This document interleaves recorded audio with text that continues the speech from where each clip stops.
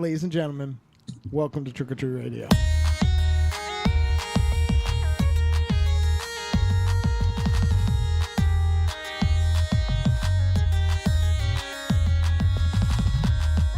Welcome all you little zombies. You're listening to Trick or Treat Radio, starring the Deadites.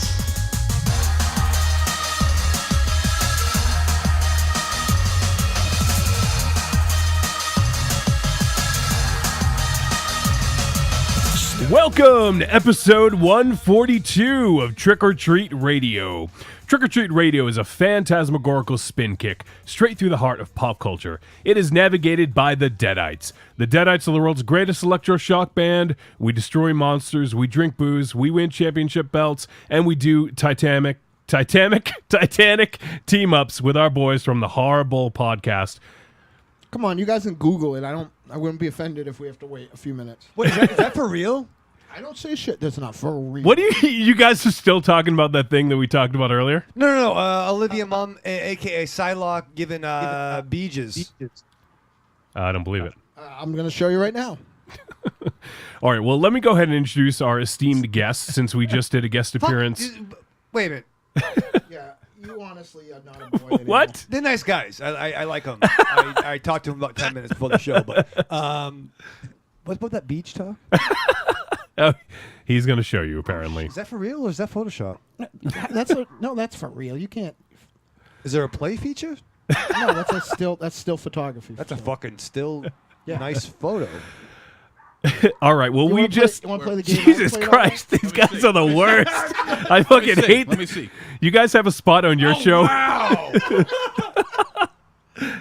All right, we have Tyler and we also have Bryan from the HorrorBull Podcast joining us. Bonjour. I've never really heard that word, so I'm going to have to start using it in actual conversation. So I'll just, whenever it's my turn to talk, I'm just going to say bonjour. That's because you don't do a podcast with an Italian stereotype. Hey, forget about me. We have, don't worry. Don't you forgot about me. Over there. I'm busy looking up Olivia Munn giving out beaches. That's a show. Yeah. Shocked. I was shocked into silence for a while because I was contemplating it. Well, her phone got hacked a few years ago, so Yeah, it did. I was totally not Nice. surprised by it. Right. That's Attack of the Blow right there. Yeah.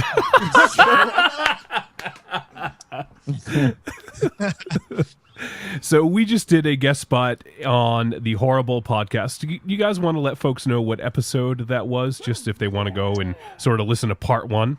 Yeah, that'll be episode 3 of the HorrorBull Podcast. We sort of started work in 2012, doing bi-weekly every other week, and amassed like 40.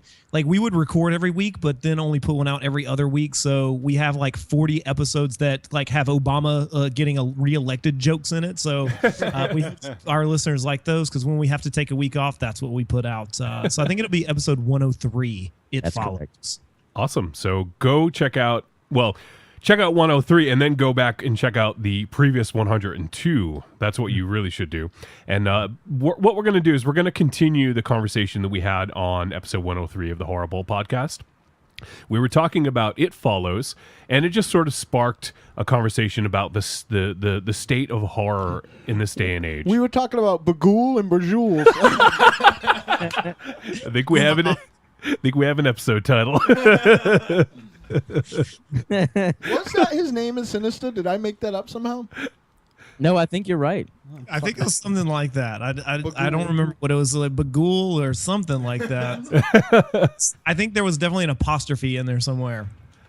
Let's see. It's Bughul.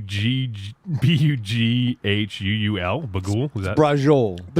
The fact that that's the first thing that you've Googled since we've been on the air makes me doubt your sexuality. I banged it, my friend. Oh, sorry.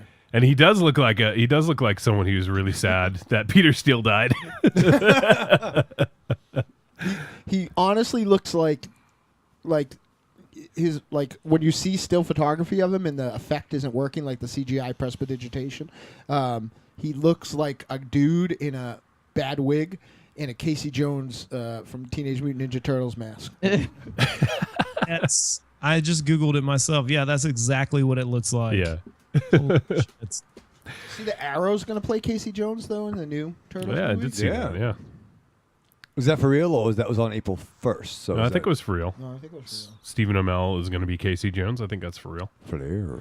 So what we're going to do is we're going to hold off on the film review. We're just going to do a little horror roundtable here for the opening segment. And then we're going to say goodbye to our friends at HorrorBull Podcast around the... Or they could stay and Michael Raven Shadow MonsterZero could leave. I'd be cool with that. Bad segment. I'd be cool with that. Actually, can I get a ride home with you? Yeah. Son of a bitch. Bonjour. So we're going to do... The first hour, we're going to do a horror roundtable. Second hour, we're going to review Exists, the latest film from Eduardo Sanchez. And then... Who the fuck knows? We'll probably... This table is definitely shaped like an L. And then we're probably going to just throw out a bunch of insults and talk about how old Dynamo is for the last segment. This is exciting. It is I exciting. am old. I don't want to talk about it, but I'm fucking old and I feel it. Dude, I'm older than you. Well, you look it, but No, like hell I do. I don't look old. You look old. thanks. You Mom, look if like you're decomposing out even as we speak. Grammy, if I knew you were going to act like this, I would have had you stay home. So let me quickly go around and introduce everyone else. I am Johnny Wolfenstein, the pencil pusher and producer of media. We have the immortal gunslinger, the singer and lyricist for the Deadites. Wow. Dynamo fucking Mars. I don't think MonsterZero likes the cut of your jib. I don't think so either. Hi, You can blame everybody. the doctor for that. Just remember. Thanks. Wow. Man, that's even religion appropriate. Yeah. Someone's doing his research when he does his jokes. That's good. Vacation suits you well. At least he didn't explain the joke. No. You know why it's funny? Is because Wolfenstein's a Jewish name, right? That's Wolfenstein. Yeah. We also have the chain-smoking, hand-kissing, baby-shaking, hot pocket-loving, comic book reading nerd, and the official smoke machine for the Deadites. You better tune up for May 2nd, Michael Raven Shadow. yeah, Bumblebee. I threw you off. I'm like, what the fuck am I doing that day? And I'm glad you asked, Johnny, or introed me. You know, a great man once said, it ain't about pins, it ain't about wins, but I'll tell you something right now. I'm a big fish. I just got little fins. What the fuck? You must have gotten that from a fortune cookie. No, I got skinny arms. George Washington said that, I think. Your hair looks good, though. Man, this look fucking good, doesn't it? Like Bradley Cooper, like a motherfucker. You brush it for like 10 minutes. Word to snurd. You're like Bradley Cooper in Silver Linings Playbook. Yeah. You're like crazy and weird and retarded. He's like Bradley Cooper in Guardians of the Galaxy. You're like Bradley Cooper if he was in the Dallas Buyers Club. Like, really? That's fucked up, bro. Or in Wet Hot American Summer. Fuck you. He never talks about that, by the way. Let's be honest. There is nothing. There is like no should. parallel between you and Bradley Cooper. Yeah, none at all. I like Rocket Raccoon. We also have the vulgar guru of horror, cast member of Morbid Vision Films, contributor for Horror Hound magazine, MonsterZero. And don't forget, I am the self-proclaimed architect of disrespect. Thank you very much. You remind us again, thanks. Yes, well, I want you to put that in the goddamn intro, you fuck. Actually, Yeah, can you well- redo his intro and I can add the last part? No. Oh, yeah. The vulgar guru of horror, cast member of Morbid Vision Films, and contributor for Horror Hound magazine. In Walmart selfie taking. That's right. Why do you take so many like that's honestly like taking your profile picture outside a whorehouse. Like, why are you taking so many like? Because it's like the lighting people will in know there. it's fluorescent overhead lighting, sir. They have that at Sears and Roebuck. Yeah, but I don't go to Sears or Roebuck.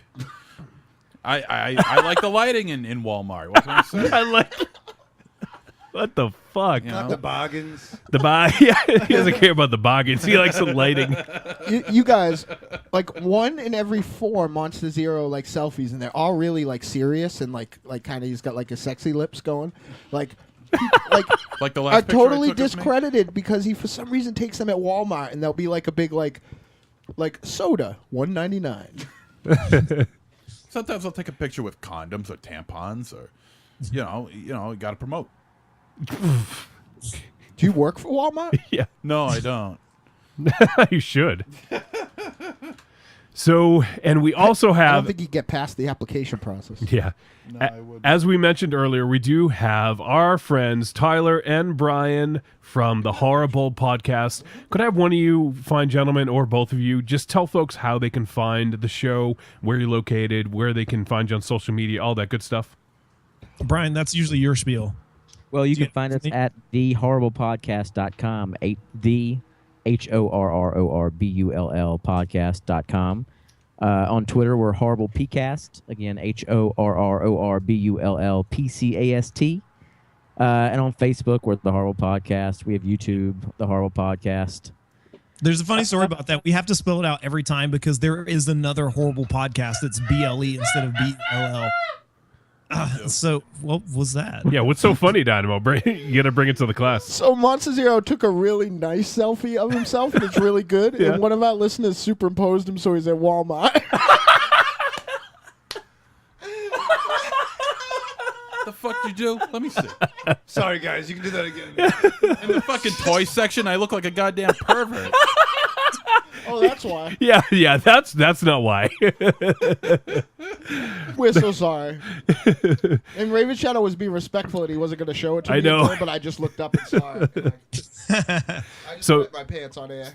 So, Tyler, you're saying there's another HorrorBull podcast? Yeah, well, we thought we were being clever by coming up with that name, but apparently it's not that clever. So yeah, there's another horrible podcast that's BLE, and I emailed them, was like, hey, would you guys stop? Like, because we had a lot more episodes than they did, and then like I didn't hear back from them, I thought. So we, like, in our minds, we had this feud with this other podcast where we were like, oh man, fuck those guys. And then I was cleaning out my inbox and found an email from them the day after they had sent one saying like, yeah, we respect it. You know, we're all for podcasting too, but we're just going to keep using the name. Like, no offense, we're not trying to start anything, but we're just going to keep using our name. But in our minds for like a couple months, we were like, fuck those guys. And it just ended up being egg on our face, like fuck us. In the end, we ended up being the assholes, like the Inception ending. Yeah. it's like there's a Deadites UK, and they would not listen to us and relent at all. But the joke is on them because people keep calling me to book us in England. and we or them keep not showing up, so they have a terrible reputation. Yeah, so we can certainly relate. Do you want to play at this club? I'll be there, mate. Yeah, that's how they know you're from the UK. If you just put mate after. I use that to pick up girls too. Oh, he must be from the UK. Exactly. He's sexy because he says that. Now, are you guys have you guys ever been on another podcast or? No. I have another podcast that I do, but it's not about movies or anything. It's just random pop culture stuff that I started a long time ago called the Principled Uncertainty Podcast. But it's just one that I do with some friends, and we just talk about video games or movie. It's more of a way like to catch up with friends and not like a product. You know what I mean? So, but no, other than that, we haven't really done a lot of other shows. It's really just exclusively us doing the HorrorBull Podcast. And what part of the world are you guys from, if you don't mind me asking? Originally Georgia, and I live in Nashville, Tennessee right now. Brian lives in Georgia. Nice. Athens. Sorry, I don't mean to speak Athens, for you, Georgia. Sorry, That's- you're not like a that's where the- 1950s wife, but sorry, I'm just like she's fine, she's okay. Is Athens, Georgia, still a big arts community, or? Yeah. Because when it I was really- growing up, that's like where you wanted to go. Like that was like, you know, Seattle for people that knew how to play their instruments and didn't want to hit. No, it's still very much so a very artsy kind of. It's definitely a college town, but it has a very strong, thriving music community. Not like Nashville. Tyler went and got big time, so he's in the music town now. Nice. Yeah, no, Nashville still. I mean, Athens still has a pretty good music. Like the 40 Watt Club, which is where Nirvana and the Melvins and all those guys used to play. It still draws pretty big crowds and pretty big bands. Georgia Theater, all of those places. I mean, it's starting to get a lot of comedians coming through now. It's the big thing. So like Doug Benson came through. I think Mark Maron came through recently. So For the old fogies in the audience, that is also where a lot of bands like the B-52s and Yes. REM? REM, probably one of my favorite bands of all time. Got their start. Michael Stipe just hangs out downtown. It's crazy. Nice. Oh shit! Wow. Michael Stipe is one of the singers and writers that I steal with, but you would never know it because how shitty of a singer and writer I am. That's the key, is just steal but make it way shittier. Yeah, it's like my singing like abilities versus things I copy are similar to horror directors. Like I'm just stealing, but I'm so shitty you'd never know. So I guess what we're going to do right now, let's go into this roundtable discussion. We're going to just jump right into it. Table shaped like an L. Yeah. Our L table discussion. Yes. All right. Yeah, there you go. Okay, so it is an L table discussion. And what we're going to do, since we've actually reviewed a lot of the same films over the last year, I guess I'd say. So while we're on the HorrorBull podcast, we were discussing It Follows and sort of its impact on horror. And we also discussed that last week on our show. And just how important that film is. And also, like, what about some of the films that we've reviewed lately that you guys have seen? Because one of the other topics we discussed was how films nowadays may seem better than they actually are in comparison because there's so much crap out there. So when you have a film like, I use, for example, Oculus, because a lot of people were going nuts about how good it was. And I thought it was just a little bit better than mediocre. That film, by comparison to the other stuff, probably seems way better because the other stuff is shit. So that's sort of what I wanted to kick off and just kind of discuss the state of horror. And you guys do a lot of VOD films, and we do as well. So films that are just hitting VOD, video on demand, not quite ready for prime time in theaters, but the cool thing is it's sort of an interesting medium now because it gives this sort of middle. It's I guess that direct to video that we used to have back in the day when VHS was a thing, but now it seems like the VOD releases are of a higher quality. How would you guys relate that to our days as children growing up with direct to VHS releases? Yeah, I completely agree. I think our podcast even started as like we wanted a reason to find shitty movies on Netflix Instant, and like that was our early our shtick was like, oh, we're gonna find all these movies and we're gonna try to find good ones, but most of them are gonna be crap. But then like the whole landscape changed around us because we started off doing like our first episode was Eaten Alive, which was Toby Hooper's follow up to Texas Chainsaw Massacre. Yeah. And, like that's a good like it's an interesting movie. We did that, but we did some pretty terrible movies, and like we found after a while that it wasn't a lot of fun to continuously watch shitty movies on purpose just to make fun of them because it's a waste of time. Right. So everything changed around us. I mean, the VOD market just like hit. And we started picking. We found that almost every week there's at least an interesting movie. They're not all good, but we started doing that, and I think it's totally like walking. One of my favorite things as a kid was going to the shitty video store where all the drug dealers hung out. And What you need, brother? Yeah, I know. Like, I got all this VHS because that's what you need. Just come back here, and like. One of the things, like walking the aisles there and just finding something that happened to be good. I think we're just in another, I hate to say the term golden age because that's so overused because everything's a golden age, but it's a really interesting time to be a fan of movies, especially genre flicks, that you don't need several $1 million in order to make something really cool and interesting. I mean, It Follows is definitely an example of that. So. I just had a thought. Oh my God! Somebody get a pen. Hold on. Raven Shadow has a thought. April, what's today? April 15th, 9:31 p.m. Okay, Wow. documented. I should have the next one. We were beginning to I'm think gonna you weren't record even this. alive. Hold on. No. He but forgot it. Shit. the fuck? Go to commercial. No, but like, is it fair? Like those of us of that generation of the VHS store, is it fair to say? I just had like epiphany. We didn't know they were bad The movies. girl that toured malls Yeah, she was fucking hot, dude. from Fall River. Shake right? Your Love. No, that was Debbie Gibson. I have to shake something. But no, like, we didn't know they were bad movies. It was just movies that were there. Like, I thought Wings Hauser was a fucking legitimate actor. You know what I'm saying? Like, I still think I still think so. But like I grew up, watching, I'm Italian, Scarface, Aliens, so when you go to rent, all these movies must be great. And it turns out they're not. So what you're saying is that because Aliens, which is an A picture, was on the same shelf as Deadly Spawn.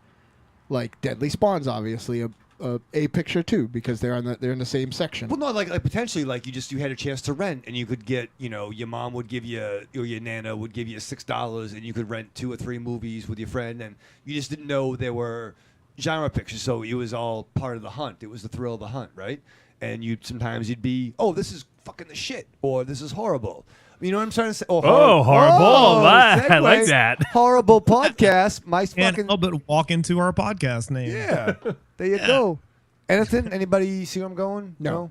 Yeah. You mean finding? You mean There are finding that elements, diamond? I understand. You're talking about like I finding know that what diamond in the VHS rough. is. Yeah, but like you didn't know when I was, first got my little A hidden membership- gem. Yeah, when I first got my video card to rent movies, I just rent by the box art. Yeah, me too. Like I think ratings have almost fucked up movies in a way because like if you go to Netflix and there are some movies I probably would like that might only have 2 stars or something, but I'll avoid them because they have a really low rating. And when I was a kid, man, one of my favorite movies was Sleepaway Camp, and I'd be like, holy shit, this is not good. But as the nostalgia I have for that flick goes back to like I happened to pick that movie up. Part of the reason was because of the box art. Like I think the second or third movie had a Jason's mask and Freddy's glove and a girl carrying a backpack. So initially I loved it. I was like, this has to be great. But I think just all of these movies on the internet and like all the ratings have almost ruined that sense of discovery because even though you can look, other people think it's shitty. So you're like, I don't know if I'm gonna watch this. And not for nothing, it's not just movies. Like a big part of my musical taste was I would buy music because of the box art. So there was no different, like Molly Hatchet. Yeah, like Depeche Mode and Iron Maiden, like that shit just all looked dark to me. So, little warped morbid me liked it. It didn't matter that it was like different genre. Like that's not going to happen anymore because stuff is like the genre leads first, like on the internet, Nazareth and what was the other band? Blue Oyster Cult were 2 of the best bands I ever saw their album covers that were horrible bands. Blue Oyster Cult was not horrible. They were not horrible. Smoking the fucking water. That's not Blue Oyster Fear the Reaper. Oh shit, that's Deep Purple. Yeah. No, fuck. Don't Fear the Reaper, man. One of the Yeah, best it's a really good songs song. ever. Godzilla. Great song. Godzilla. It's just okay. No, Godzilla's a good song. It's just okay. He picks up a bus and he throws it back down, sir. That's a good Astronomy song. is a great song. I bought a fucking Nashville Pussy CD because of the back art had 2 girls making out and sharing like a cigarette smoke In together. the band, weren't they? Yeah. You're the guy that bought the album. Yeah. It was a good fucking album. So, Tyler, you bring up a good point, and one of the things that I wonder is, I wonder if when I go through and look at the releases that are coming to VOD, I think I never really made this correlation, but I think I'm looking for that experience of when we were kids going into the VHS store and looking for that film that's going to blow my mind. And that was something that I think all of us, at least in this room, and it sounds like you guys have as well, grew up with. And now we sort of are looking at VOD and like hoping for that same thing, like, man, is this going to be the film that fucking blows us away, And for us, It Follows was actually that film for me. I was like, I cannot wait till this hits VOD. And then it didn't hit VOD. And I was like, shit, I want to review this. And then it hit theaters, but we did it anyways. But that's one of the ones that I was really looking forward to and had been getting a lot of hype. But that's one of the cool things I think about this is it almost has that same feel, but it's not that same experience. I like having something tangible that I can pick up and hold the box art and look at it right in front of me, and that's not an experience that we get anymore. Have you guys seen the film The Demon's Rook yet? I have not. Have you? Any of you guys seen it? No. I haven't even So heard it's actually done by a guy, 2 guys, James Sizemore and Tim Rice out of Atlanta. 2 guys just made this film in their backyard over the course of a year and used a lot of practical effects. And I help with I help run the Chattanooga Film Festival. And we do a Halloween film festival called the Frightening Ass Film Festival, and we showed it this year. But it was like the first time in a long time that I've had the artwork for a movie where I was like, God, I feel like I'm back at the video store. Like this just fucking demon on the front with all these other creatures that are surrounding him. And I was like, I would have totally rented this back in 1990 or 1988. Yep. Oh, totally. Yeah, I'm looking at it. Check it out. We're watching it. Look at the cover right now. Yeah, It's really fucked up. Like, it's a really weird movie. So be ready for something really weird and like otherworldly. It has an ostensible plot, but it doesn't really go anywhere. It's just some crazy looking effects and monsters. It's a really cool movie, and it's amazing that like they basically shot it on the director's like family farm for a year, and like that doesn't make it sound great, but the visual effects on it are amazing. And I think the thing I love what you said, that it's that feeling of watching a movie that you have no expectations for start to come together, where you're like, oh yeah, like they're doing the thing that they should be doing in this movie. It doesn't always happen, and a lot of times it doesn't, or falls apart halfway through. But movies that have the things that come together, and I'm thinking of movies like Cold in July, where I kind of was like, I like this movie, but then halfway through, once Don Johnson shows up, I was like, yeah, this is exactly what I wanted to watch. Oh yeah. Most Def. He was in that too. No, Mos Def was not in that film. He wasn't. But I totally agree. That was one of the ones that really surprised us last year, and this year, My number one movie of last year. that's right. Yeah, Me too. Yeah, I think mine too, man. I love that movie. I do too. and I think another one was The Guest that really Yes. jumped out at us as one of those films that if we had rented that, we would have been telling all our friends about it and bringing it over to their house and you need to watch this movie. That was And- exactly our feeling about it too when we reviewed it. So Yeah, absolutely. So it is interesting. I think we're trying to sort of relive that, that experience when we were younger, because that was one of the cool things. We talked about the film Beyond the Black Rainbow. I know not everyone on this show liked it, but It was a bad time. the director of Panos Cosmatos had said that he basically created the imagery for this basically when he was a kid, looking at all the different box art for sci-fi and horror films. It really stuck with him, and that's sort of what inspired him to make this film. And I thought that was really impactful. Reading that was like, okay, I know where you're coming from, and I totally got that feeling from watching it. So that's something that I feel a lot of people nowadays just don't have. Like, this generation of people growing up with VOD and technology just don't understand that whole situation, that whole experience. I think, Wolfie, you just hit on something very interesting for me, because I always kind of forget about Beyond the Black Rainbow. And I think we're going through, if you want to know the strength of how well this, we'll call exploitation resurgence is right now, is that, in my opinion, and I love it, don't get me wrong, Beyond the Black Rainbow, and even The Guest to a certain degree, which I really like too, is the lesser of these great films. You know what I mean? Like, those are awesome films, but there are these other films now that are even so amazing, and it makes like one thing we were speaking about earlier on you guys' show was, the expectations of horror being so low that it affects people's, appreciation of the actual product that's coming out. And I think that when you take a movie like It Follows and put it up, or even go the next level down, in my opinion, and keep in mind that this is like 30 years of my 40-year life, The Guest and Beyond the Black Rainbow would be the best of the fucking best of the last 5 years. But it just so happens that It Follows came out, and Drive came out, and The Raid came out, and The House of the Devil came out. In these films that are like runaway amazing and like genre-definingly amazing. And the lesser of them are still fucking incredible. You know, like, these are still incredible movies. Like, if you look at, like, I mean, if you can say that The Guest is in the bottom rung of, like, some of the top 10 movies that have come out in the past, like, 10 years, the second VHS film, like, these are stellar movies in my opinion, and it makes not only like what the Hollywood output is like seem really shitty, it also makes me not understand why people are getting so up in arms about some of this other stuff, why they think something is so great, you know. And then a great film like Spring, which, you know, by those standards, you know, by the standards of It Follows, it's just a different animal. Like Spring is its own beast.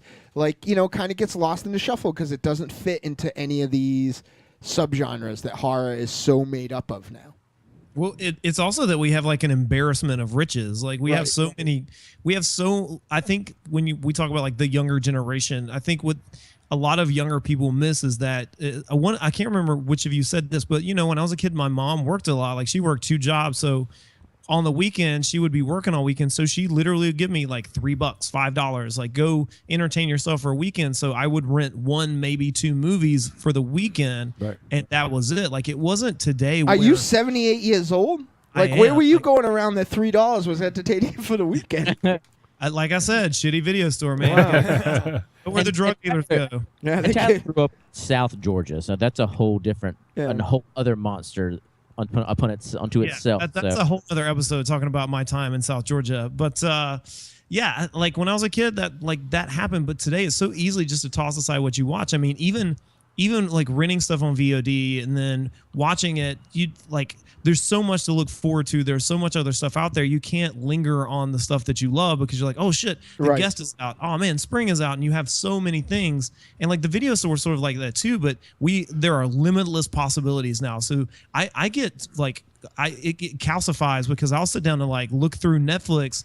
And I will spend more time looking for what I want to watch and think like the first 10 minutes of a movie. Sometimes I'm like, do I want to be watching this or do I want to watch something else? And that choice sometimes really sucks. No, I hate it. I actually I'm so neurotic that I have changed my comic book reading because I get all my comics by mail order, and then I get this big pile of comics, and I'm like thinking about what's next in the pile, you know. Nice. And back in the day, like I was lucky if I got like maybe a comic.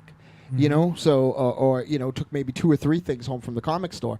So like now it's definitely that. Like you put on Netflix and you're like, we did it the other day with they just added a movie that was really intriguing on Netflix, and I can't remember. It looks like a survival horror film. And like I was like, oh, I'd heard about this. I'm excited about it.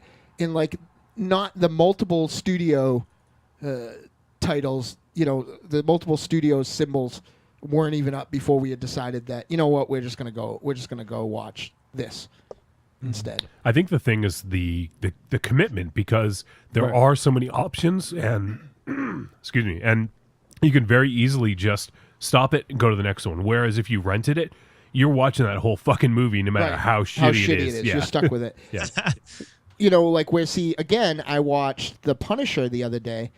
And which one? The Tommy Jane one. Yep. And which was way better than I remember it being. It's actually it's not the perfect Punisher, but it was pretty fucking good. Yeah, it's not a good Punisher movie, but it's a pretty good Western. Yeah. And like halfway through, like even though I was enjoying it, it dawned on me that like I had dolls queued up on YouTube. Like, so then there's this whole other thing of stuff where it's like, forget about what they're giving us at Netflix. Netflix isn't even like the first place I go to look for something to watch anymore.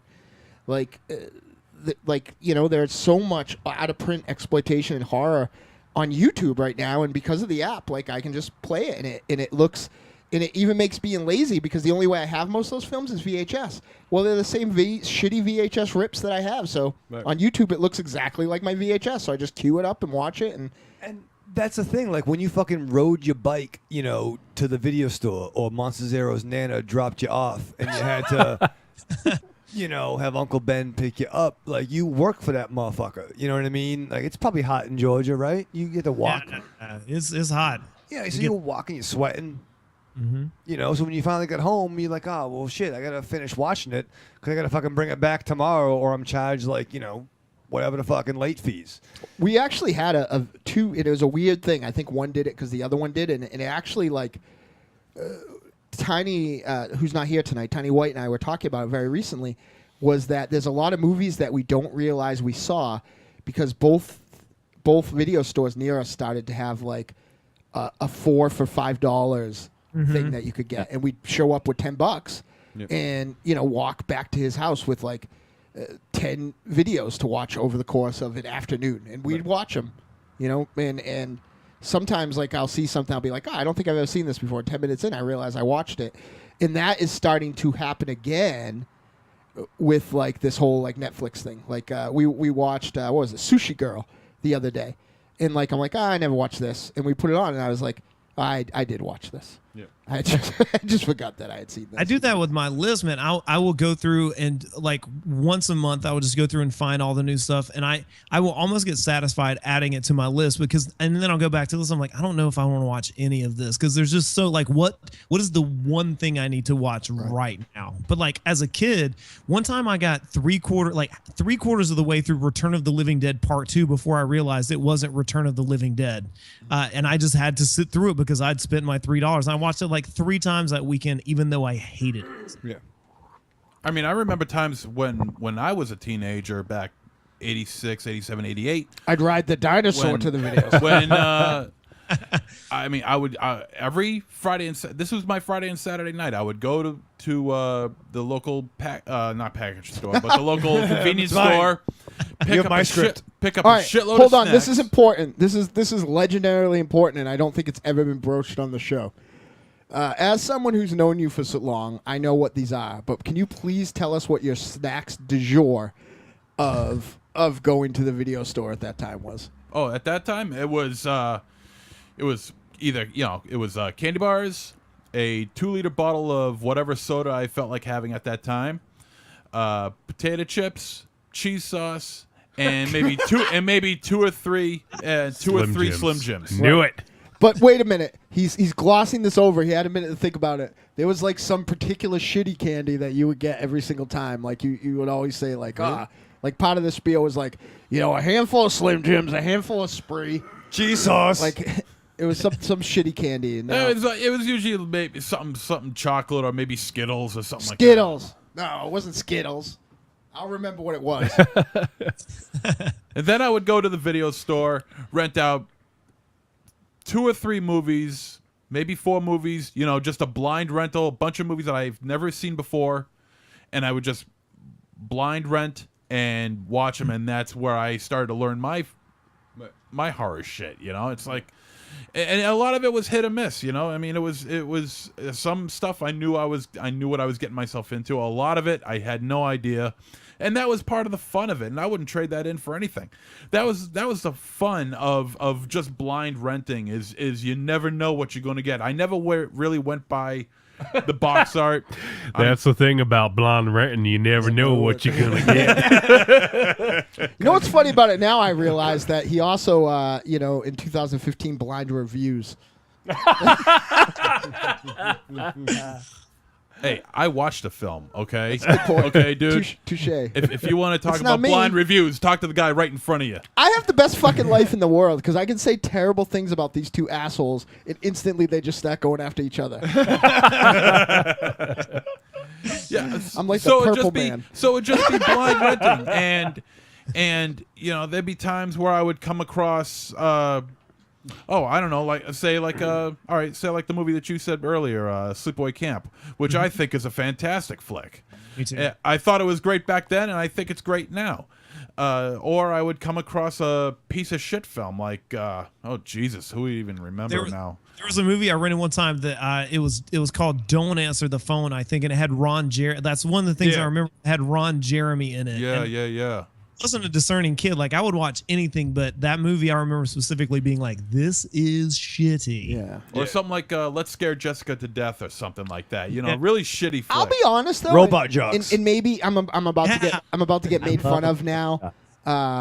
Maybe for my heterosexual life mate and I's relationship, but we had a good time watching most of those movies, and I don't remember feeling like ripped off until like the Children of the Dead Next Door films started to come, like all that do-it-yourself horror started to come. Like, I remember getting like Rabid Grannies and fucking Well, Food of the Gods too. Rabbit Darkness. Grannies was a fucking in Darkness were fucking Picassos when you ended up like taking Gorehole home by accident. you saw Gorehole? Yeah. Ooh boy.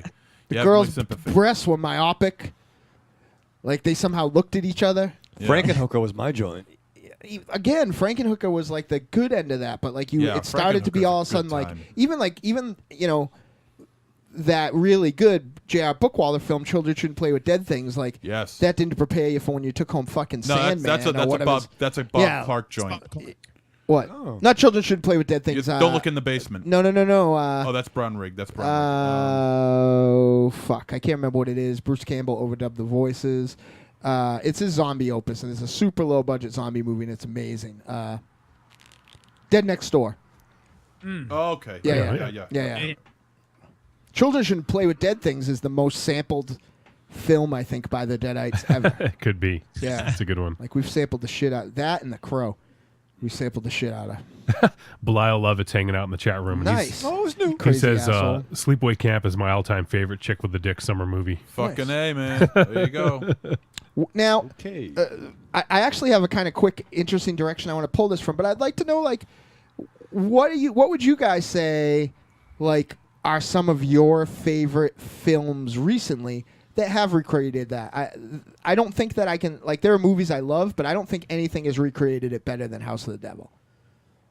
Brian, what's the one that's your, like, what's the one that you go to where you're like, oh man, this is what it's like to be a teenager again, watching horror movies?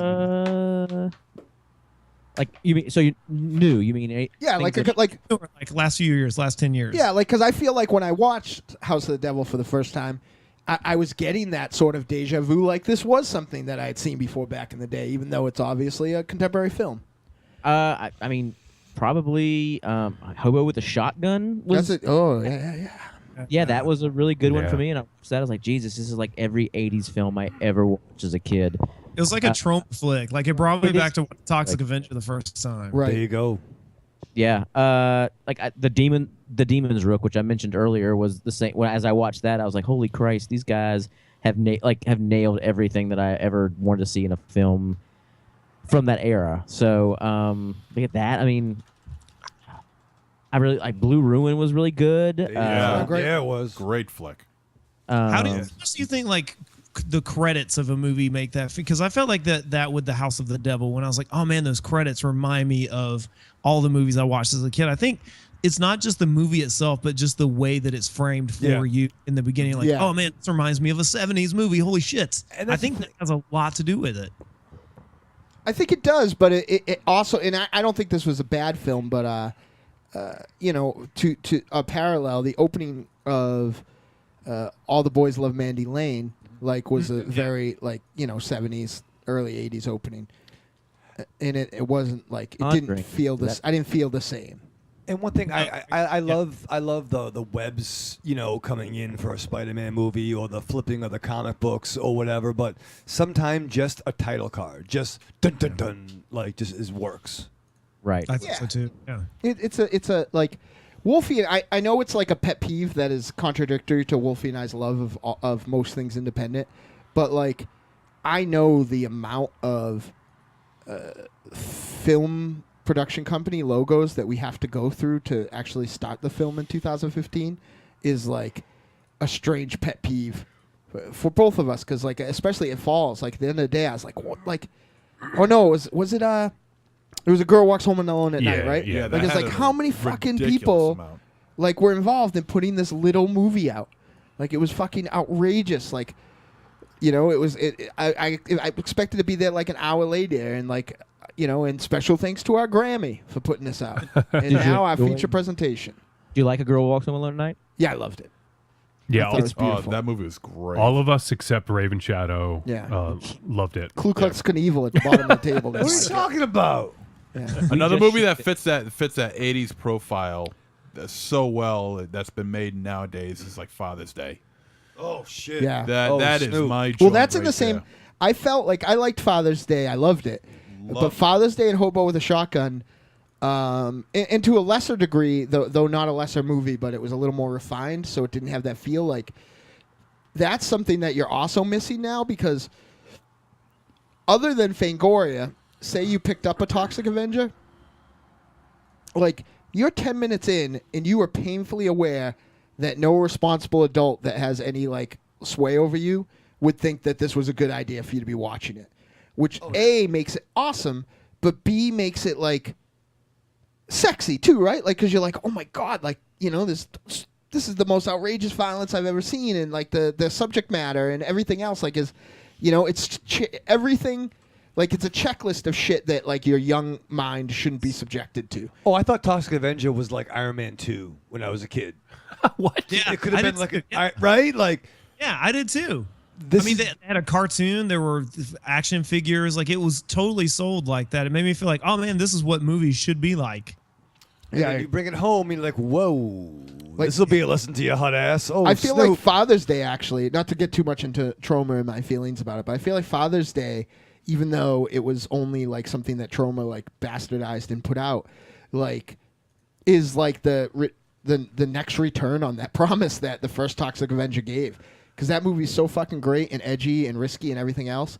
And then they, you know, even with the Toxic Avenger name on it, put out Tripe for trash for 30 years, or for, you know, since Toxic Avenger, in my opinion. Now, just so I have it straight in my mind, you were talking about the Robin Williams, Billy Crystal film Father's Day, correct? Right, correct. Yes. Exactly. Not the Father's Day where a demon named Fuckman rapes parents. Not a whole lot of Brajol. That's a whole lot less Yeah. offensive, by the way. It's true. It is. Like another movie that it's not stylistically like those kinds of movies, but a movie that I will champion till the day I die is Cheap Thrills. That was, I think, like that was one of my favorite flicks of last year. I am so disappointed that guy. We have a list of films, like I'm sure you guys probably do too, and for whatever reason that kept getting knocked back, and we never got to it. That and What Would You Do? I haven't seen that. I haven't seen that, but yeah, Cheap Thrills, man, that movie is fucking amazing. It's great. It's really good. That definitely should be on your to watch list. It's brutal. It almost has a set, like I'm trying to like cram it into the 70s, but it's a really simple story that just keeps getting ramped up and does some pretty sick things that I saw it with a crowd too, so it made for a really amazing viewing experience. And Pat Healy he introduced the movie because it was at last year's Chattanooga Film Festival, and it was just awesome watching that movie with a crowd because some pretty sick stuff happens throughout that flick. So I think Brian's even wearing his Cheap Thrill shirt tonight, aren't you, Brian? Nice. I am Nice. wearing a Cheap Thrill shirt. Nice. Now you also mentioned What Would You Do? Is that the Jeffrey Combs, Sasha Grey joint? Yes. Yeah, that's a good movie, man. I haven't seen that one yet. That's good. I've- It's got such a simplistic plot, but it's got lots of suspense involved. It's really, really good. I'm very excited to see it, but I get nervous. Like, you know, when you've been doing things for as long as we have, and we've been doing things for a long time, we find ourselves 1 degree away from people that we admire a lot of time. And Jeffrey Combs, certainly, please don't take this as name dropping, but is one of our keyboard players' best buddies. And I get nervous when a Jeffrey Combs movie comes out because, like, I feel like if I don't like it, like, I might have to run into him and tell him. Like, it's not like it's bad enough with the podcast that we'll tweet somebody and they'll get mad at us and tweet us back. Like, so like I always drag my feet now on Jeffrey joints because I don't want him to, you know. Well, don't watch Night of the Living Dead reanimated 3D or what it like. I think, or was it Return of the Living Dead reanimated 3D? We did that for the podcast, and that movie's pretty terrible. Night of the Living Dead reanimated. I Animated- love No, it. no, that's not it. You're thinking of the animation one. This is the one with Sid Haig in it, right? Oh, Night of the Living Dead 3D. Okay. Yeah, No. Night of the Living Dead 3D. That's right. Yeah. Oh, well, you said you threw in the But reanimated. there is I was there thinking you is meant also that a one. film called Night of the Living Dead Reanimated that is on my Netflix queue right now. I have it That on is not- DVD. It's that is incredible. not that one. Oh, okay. I have to check that out. That sounds awesome. The Night of the Living Dead Reanimated is probably one of the most brilliant, like one of the most brilliant premises I've ever heard about. I haven't seen it yet because somebody is stingy with this stuff, but No, it's Night of the Living Dead 3D Reanimation is the one we watched. all right. Ah, okay. That one's I think maybe I think Sid Haig was in that one. Yeah. How many No, podcasts Sid Haig- does it take to get the name of a crappy movie right? No, well, there's so many Night of the Living Dead movies, and then like colon this or that. I mean, it's Yeah. just that property just has so many movies to it now, and George Romero is like doing ripoffs of his own flicks. Yeah. So Which is ironic because all those films seem like they actually come from someone's colon. dude, So we're getting close to the 1 hour mark, and I know the HorrorBull Podcast guys got to go soon. So what I want to do to wrap this up I think this was a really interesting discussion, and I feel that when we do another team up in the future, I think we can actually revisit this, or maybe even just take a different angle on it, because this is a really interesting discussion, and it's one we sort of come back to. It seems like every couple months we always sort of have this discussion about the state of horror and what it was like when we were growing up. But what I want to do is I want to go around the L-shaped table, and I want everyone to just name a movie, whether it stood out as being incredibly good or incredibly bad. I guess we'll have either one just to give some variance here, so everyone's not picking the same thing. But that you guys have watched in maybe the last year or so, and it could even be one that we've already brought up. But does anyone have one on the tip of their tongue and they want to go first? Is it horror or Just anything, man. Like, we're talking about horror now, but it doesn't have to be necessarily horror. Just something you saw in the last year or two that really surprised you at how good it was or how bad it was. Shit. I know that's I got one. All right, go ahead, MZ. One that's really, really bad that sticks out in my mind. Dear God, no. I knew you were gonna say that. God damn it. Have you guys seen Dear God No? No. I'm making tabs for all of these. I'm going to go watch all the movies you brought up I haven't seen. Dear God, no. Listen to our review and then check it out. Well, it has 4.3 on IMDb, so it's got to be good. Here's one little clip from the review. I had to pull this little sound bite because it was classic. Dear God, no! It was MZ. I was infuriated with this flick. Trick! It was a big trick, man. That fucking movie and that fucking director, my God. And James fucking Bickert? everybody in what was his name again? James Bickert. Bickert, yeah. Fuckert is what his name should be. Asshole. Everyone's a fucking dick on that movie. I fucking hate that movie. I fucking hate it. Jesus Christ. Spoiler alert. God damn it. Oh, that fucking movie. It pisses me off. All right, so MZ went with one that surprised him how much he disliked it, because I just want to kill somebody now. well, the thing about that film is it should have been right in our fucking wheelhouse. It had exploitation, it had bikers, it had like all these cool elements. It had Bigfoot, all these things that you're like, oh, this can't be bad, and he fucked it up, and it was a horrible movie. It's like every exploitation and horror genre thrown into one movie, and it was like a cornucopia. It was a tossed salad of shit. That's usually what that is. Oh my God! Cornholocopia. I don't want to ruin. I don't want to I know you're not much of a cook, but salads usually have salad in them. Well, he's tossing a salad. It could. He's tossing it with shit. Oh God! I guess I'll go next. One that came to mind immediately to me was a film we reviewed last year. It actually ended up being on our master list of the top 10 films of 2014. It ranked at number 7 for us. Was a film called Killers. And it was produced by Gareth Evans and was directed by the Moe brothers, who also did Safe Haven with Gareth Evans on VHS 2.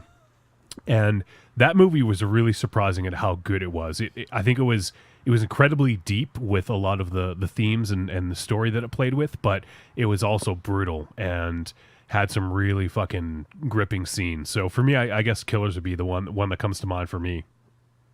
Yeah, I need to check. I haven't seen that one either. One that I don't think goes. I don't think that it is great per se, but I think I really enjoyed Late Phases from last year. I thought that was a really quiet, I like it a lot too. It doesn't do anything flashy, but what it does super well. So I think I would say that and probably Cheap Thrills are my two where I'm like, you have to see those movies. Well, we'll definitely have to check out Cheap Thrills. That like Dynamo mentioned, that's been on our radar. And Raven Shadow, Ambrose is your dude, right? Oh, from Late Phasers. Yeah. Oh, he's my dude right there. What came to mind quickly? I mean, we already said Cold in July, but for me, The Battery. I like that. Oh yeah. Yes. Yeah. Yes. Good I like movie. The Battery. Good movie. Hey, I'll name drop. Those guys are close friends now. So Hey, nice. They were they were the Chattanooga Film Fest this year. We had their world premiere of their new movie, Tex Montana Will Survive, at our film fest this year. So Oh, really? yeah, incredible. Well, from what I hear, it's incredibly funny. I of course could not watch any film because I fucking slam busy, but it won our best feature for the film festival. So yeah, apparently it was very funny. Awesome. Well, definitely anything that those guys do would definitely be on our radar. So we'll have to take a look at that when it's available. For sure. Absolute. I had a I hard. guess- No, you go first because I'm not done. I was gonna say, I guess I'll go from I guess maybe from recent podcasts. It may even be 2013, but The Den was really good, and it looks Interesting. like the film Unfriended is kind of taking a page from that book. That The Den kind of started with the whole story told from the angle of the computer. Yeah, I was totally. I came in that with really low expectations and I really liking that movie. Yeah, we'd heard a lot of great things about it, and it sort of was on the peripheral of our radar, but we had so many other things that were on our plate late last year that we just never got a chance to get to it. But it looked pretty good, and I've heard good things. So it's good. Like it looks like it's really derivative, but it actually does some pretty cool things that I like. So, Starry Eyes was pretty good. Starry Eyes. Wow, I hate you. You'll definitely find some differing opinions on that one. I thought it was very middle of the road. That was actually, for me, when we were talking about like Oculus being one of those films that people rated highly, let me use Starry Eyes instead. That was one of the ones that people said was one of the like indie horror darlings. You'd hear Babadook, you'd hear Starry Eyes, being mentioned in the same sentence. And, I guess for me, I've seen Starry Eyes before. I just didn't feel like it did enough. It had enough original concepts to it, and there was some interesting stuff for sure. But for me, and I guess probably for the show, I'd say it was probably like middle of the road. Would you guys say that was accurate? Starry Eyes. Yes. Okay, so but Then I mentioned the Babadook then as my next film. no, absolutely. Babadook. Absolutely nothing wrong with you picking that because you're in good company. A lot of people have, Starry Eyes was one of their favorite horror films of last year. So, there's certainly no shame in that. I guess it didn't resonate as well with most of us. So I think, I think with that movie, I felt like I also came in with kind of low expectations because movies that are ostensibly about Hollywood tend to not be very good because they're too in the know. Like it excludes 90% of the population who have no idea what it's like to be in that world. So I thought this movie did there were some really great tonal moments in that. Like when she goes to meet the guy the first time and he tries to put his hand, like he tries to have sex with her. I thought that was really well done. I don't remember liking the ending a lot. I think I didn't like sort of the end. I won't spoil it, I guess, for people who haven't seen it, but I didn't like the ending, but I thought the setup was really neat. So, but yeah, it's kind of like something you've seen before, but some of the touches, like the scene where all of the flash bulbs are getting her as she's having to undress. I thought some of those were really like a key to a good movie, I think, is if you can remember parts of it after you, like, especially if you do a movie podcast, if you can remember parts of it. Because looking at our list of episodes, there's some movies where I'm like, I don't remember a single fucking thing about this. exactly. I was just looking to ours. Infliction. Infliction was really good. I don't remember that one. Case in point. What is that one? Girl gets Did sick, you- kind of starts rotting from the inside out. No, that was contracted. That was contracted. What the fuck is infliction? I don't think then? infliction. No, I don't think infliction. Did you did just a- recommend Contracted too? Am I gonna have to come down there? Or up there? Over there? It was all right. Yeah, I liked it. It was okay. Jesus Christ, I'm Michael Ravenshadow. Do you think she might have had a zombie gene? Shut up. That actually was one of the most talked about episodes that we've done because we had fucking MonsterZero over here who didn't think she was a zombie, and then we had Raven Shadow over here who thought she had some zombie gene that was laying dormant in her, and when she had sex, that it woke it up. Kind of like an X Factor. If you Oh, shut up! It made perfect sense because she was a lesbian, and it was a dude that triggered it. Right? No. You guys are I am smart. so sorry I picked those scales. This team up was going so well. It's gonna have to be a therapy episode over the contracted episode. Yeah, exactly. I think It Follows definitely does sex better, like the sexual angle. But I think Contracted was one of the. I think it deserves credit not because it's a great movie, but because it's one of the first that deals with sex in a more realistic way, where it's not just like, oh, you had sex, so fuck you, you die. Like that seems to be, like slasher movie sort of stuff. So I think if the movie deserves credit, it's for that part of the premise. But yeah, I think it sort of falls apart halfway through. I think I contracted more than anyone on the show, and I didn't love it, but I thought it had some interesting concepts, and I also feel that these guys are going to give me shit now, but some of the subtext.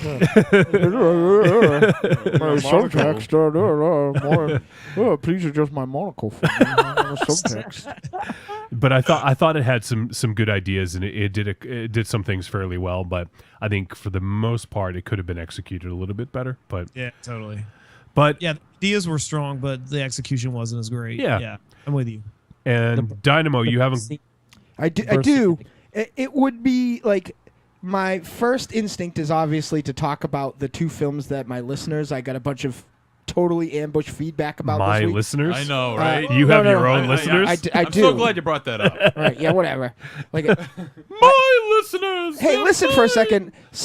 I legitimately from more than one of our podcast peers pretty much said like they liked everything that Wolfie and I had to say about the It Fall review, and every time somebody else opened their fucking mouth, MonsterZero got ruined. So they wish that they just let us talk more. What do you mean I got ruined? Hey, I didn't what does say that it. even mean? No, you didn't. Shut up anyway. So anyway, I won't mention I won't mention the films that will not be mentioned anymore. But yeah, whatever. Like anybody tunes in to fucking hear you broken dumb monkey. What's that about? Hey, who are you calling broken? Yeah, thank you. I would think to mention something that's must see, like the amazing What We Do in the Shadows, or A Girl Walks Home Alone at Night, or even something that I feel is really good and completely underseen, like Mike Neal's awesome drive-in horror show, or the what I thought was great Pieces of Talent. But I'm going to recommend a movie that shouldn't have been good, but was pretty good, because it is both oversaturated in the fact that it is a sequel. It is a genre that has had the shit beat out of it, and it was put out by the notorious Blumhouse, I believe, and that is Paranormal Activity: The Marked Ones. Really? There is no reason that movie should have been as good as it was, and the effort that was put into it in every way didn't need to be put in, because they were going to sell the same amount of tickets just by putting Paranormal Activity on it. I feel it was an interesting take and an even more interesting latch piece for the series than the, considering they almost made it seem like it wasn't related to the other ones, like in the marketing.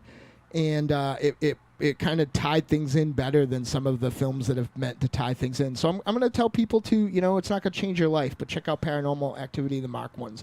And by the way, what I meant, I don't know if you two realize this, but the racist and rape connection here have alienated certain elements of our listeners. That's all I'm going to say. And if you're not aware of that, there are people that listen just for me and Tiny, or me and Wolfie.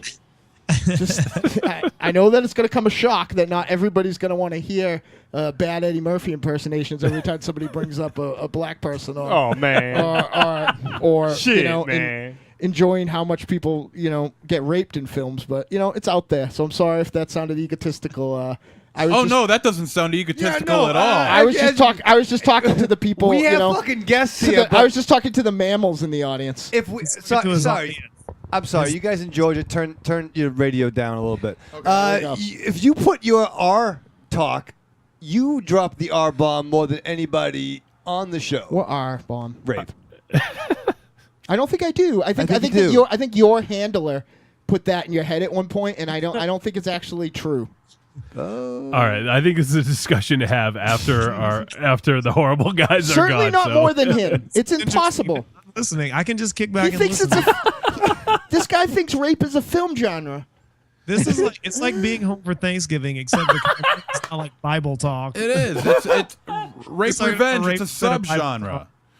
I'm gonna do the top 13 rape scenes in film history. Oh, you're not. No, you're Not not. on this show. No, you're not. Maybe What are you guys doing? Yeah, maybe those guys will have you down to Georgia. fuck all y'alls. Yeah. All right, and on that note, As long as you're raping your sister. Whoa! Wow. You guys want a guest host? I think we got someone. That's Brian. That's Brian of the HorrorBull Podcast. Well, I think that's going to wrap this up. We ran a little bit That's late. too bad. But I love having these guys on. Let's get rid of yeah, everyone else. Yeah, we'll get rid of everyone else. You guys come on up. We'll make it happen. But no, this was a lot of fun. We'll definitely have to do this again sometime soon. And the fact that you guys also record on Wednesday nights, maybe we can do another Titanic team up back to back like we did tonight. We'll get the word out there a little bit better next time, and we'll have more than a day of confirmation. Yeah, we planned for a really long time and confirmed for a very short time. Exactly. So. We've been talking for about like 2 months or something, and I've been getting emails forwarded to me for the last 3 months. I yeah, think. exactly. I'm a planner. All right, so Tyler and Bryan, it was really awesome having you guys on, and It was a blast, man. I would love to come back on. I honestly, I started listening to the show as sort of research to like branch out the podcast, and now Trick or Treat Radio has moved into my must listens every week, so it's amazing. Wow. You guys All do right, a great thank job. you. Thank you. That's awesome. We're very glad to hear They that. must And like racism and rape. Only a little. I don't know what that says about you, Tyler. So everyone go check out the HorrorBull Podcast and go take a listen to these guys because they are fucking awesome, and we love hanging out with them and love having them on the show, and we're going to do it again sometime. So Soon, yeah, definitely. So Yeah, that'd be great. Yep. So Tyler, Bryan, thank you guys so much for joining us. We're going to go cut to a break, and we'll be right back to review Exists. Thanks, guys. Thank you. All right. Thanks, guys. All right, bye. Scary stories. Do you love to dance? The big scary monster haunts at midnight is a collection of dark songs about sex, love, death, revenge, and the end of the world. Brought to you by the world's greatest monster hunting electroshock band, the Deadites.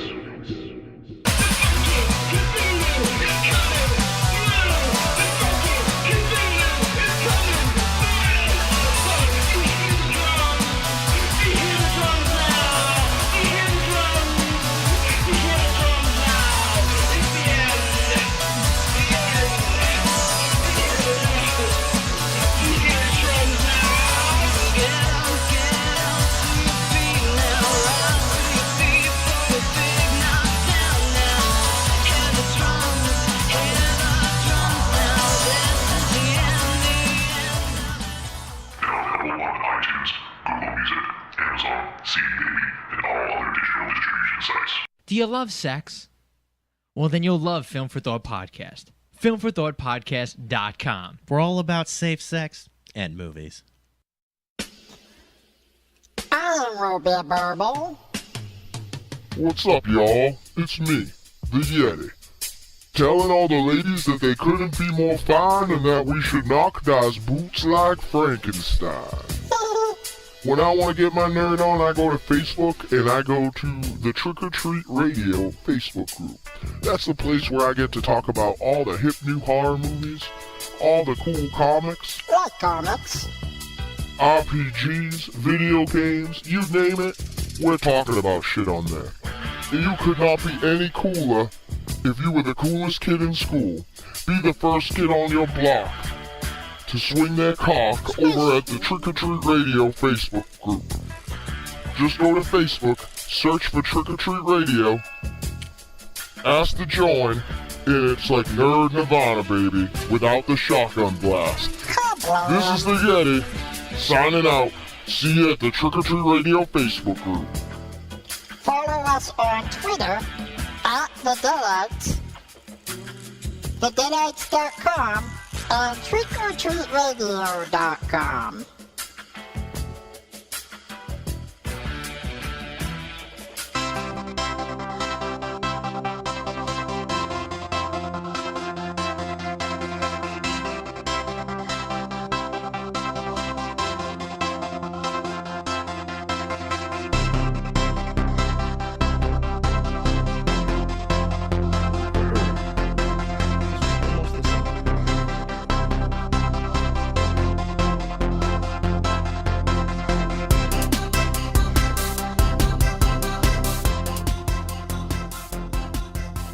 What a fun team up. Yeah, except for the end. Well, I mean, I'm just talking about those guys. Not Ledger in the chat room today because now I'm gonna fucking hear it. He was earlier. He said he'd be back. He had to Great, run. he missed it because anything I say wrong, that guy's all over me like a fucking Axe body spray on Michael Ravenshadow. Belial Lovett said, this is earlier, about 20 minutes ago. Totally agree. Toxic Crusader was the shit. And he also said you should have had him go through a list of words that he thought the R bomb might be. Yeah. No, because Michael Ravenshadow's handler had brought that up like a while back. Who's his? Oh, okay, never mind. And then somebody else. Then I think Michael Ravenshadow brought it up instantly, and I was like, shit, I didn't even realize. And Tiny was like, pretty much like, don't listen to those fucking monkeys. They're not 100%. They're not right at all. Well, the thing that was right was having those guys on the show. Yeah. Those guys were awesome. I do miss Tiny White though. Yeah, for sure. I mean, I think we all miss Tiny. Do you miss Tiny, MZ? I do miss Tiny. Oh, okay. You know who doesn't probably miss Tiny? Ravenshadow. Dude that's doing his hair right now because he always gets his comeuppance from him. Comeuppance. But we're definitely going to have to team up the HorrorBull Podcast again. Those guys are a lot of fun to hang out with. They were cool. And go check out their show because they got a great show as well. And it's a lot shorter than ours, so you can listen to it. I don't even know how you could do that because they have so many good points from talking to them that. Well, there's only 3 of them. Yeah, it's only one more than us, right? Though, And they just do, they don't just do a review, but they review one film and they don't have additional segments, So how long is their show? It's about an hour. The one we did earlier today was about 40 minutes, 45 minutes, I think. All right. So much shorter than ours. Here comes Mr. Ruin the team up. What? I talk about rape as much as. That's like saying I got as much water as the ocean. I probably talk about rape more than you. Well, if the Great Lakes fills it, or Wolfie, play back the tape. But I don't talk about as much as this guy. No. I definitely talk more about rape than all you fuckers combined. That's a fucking sample. What? I'm not going to deny it. You have this like weird deflection thing where all the bad traits that you have, like you're monomaniacal and you're like needing to hear your own voice, that you project onto me, and it's the weirdest thing. Like, play back the tape. I would love you to hear real listener feedback sometime. I have. Bobby Chains tells me all the time you're doing a good job. I'd like you to hear real listener feedback. Why don't we? I can't tell you. I don't know why. Who is it? And why don't they call in? I would love it. I would love to hear Have them somebody send a fucking honestly voicemail. say Who is considered a real listener? That review was great, except those guys need to shut up. Do you want 8x10? No. Who do you consider a real listener? Yeah. What's the difference between a real listener and... We don't get any listener feedback for real. We don't? Those are Sir Isaac. Are you tricked? I'm just going by what you're telling me. Right? I'm just going by what you're telling us. Right. So other than the chat room, what other listener? What listener feedback are you talking about, though? People get in touch with me. Why? Why don't they send a voicemail? I don't know why. Nobody gets in touch with me. That's very strange to me. Because I would think that they quote something from I am somebody. not going to call somebody I out didn't think so. No, do you want me to quote? Do you want me to quote someone? I just did. You fucking jackalope. I said the Raven Shadow, nevermore. I said that It Follows review was very good until I had very good points, but I kept getting interrupted by you. What did he say wrong? And who said that? He left early. I'm not going to say who said that.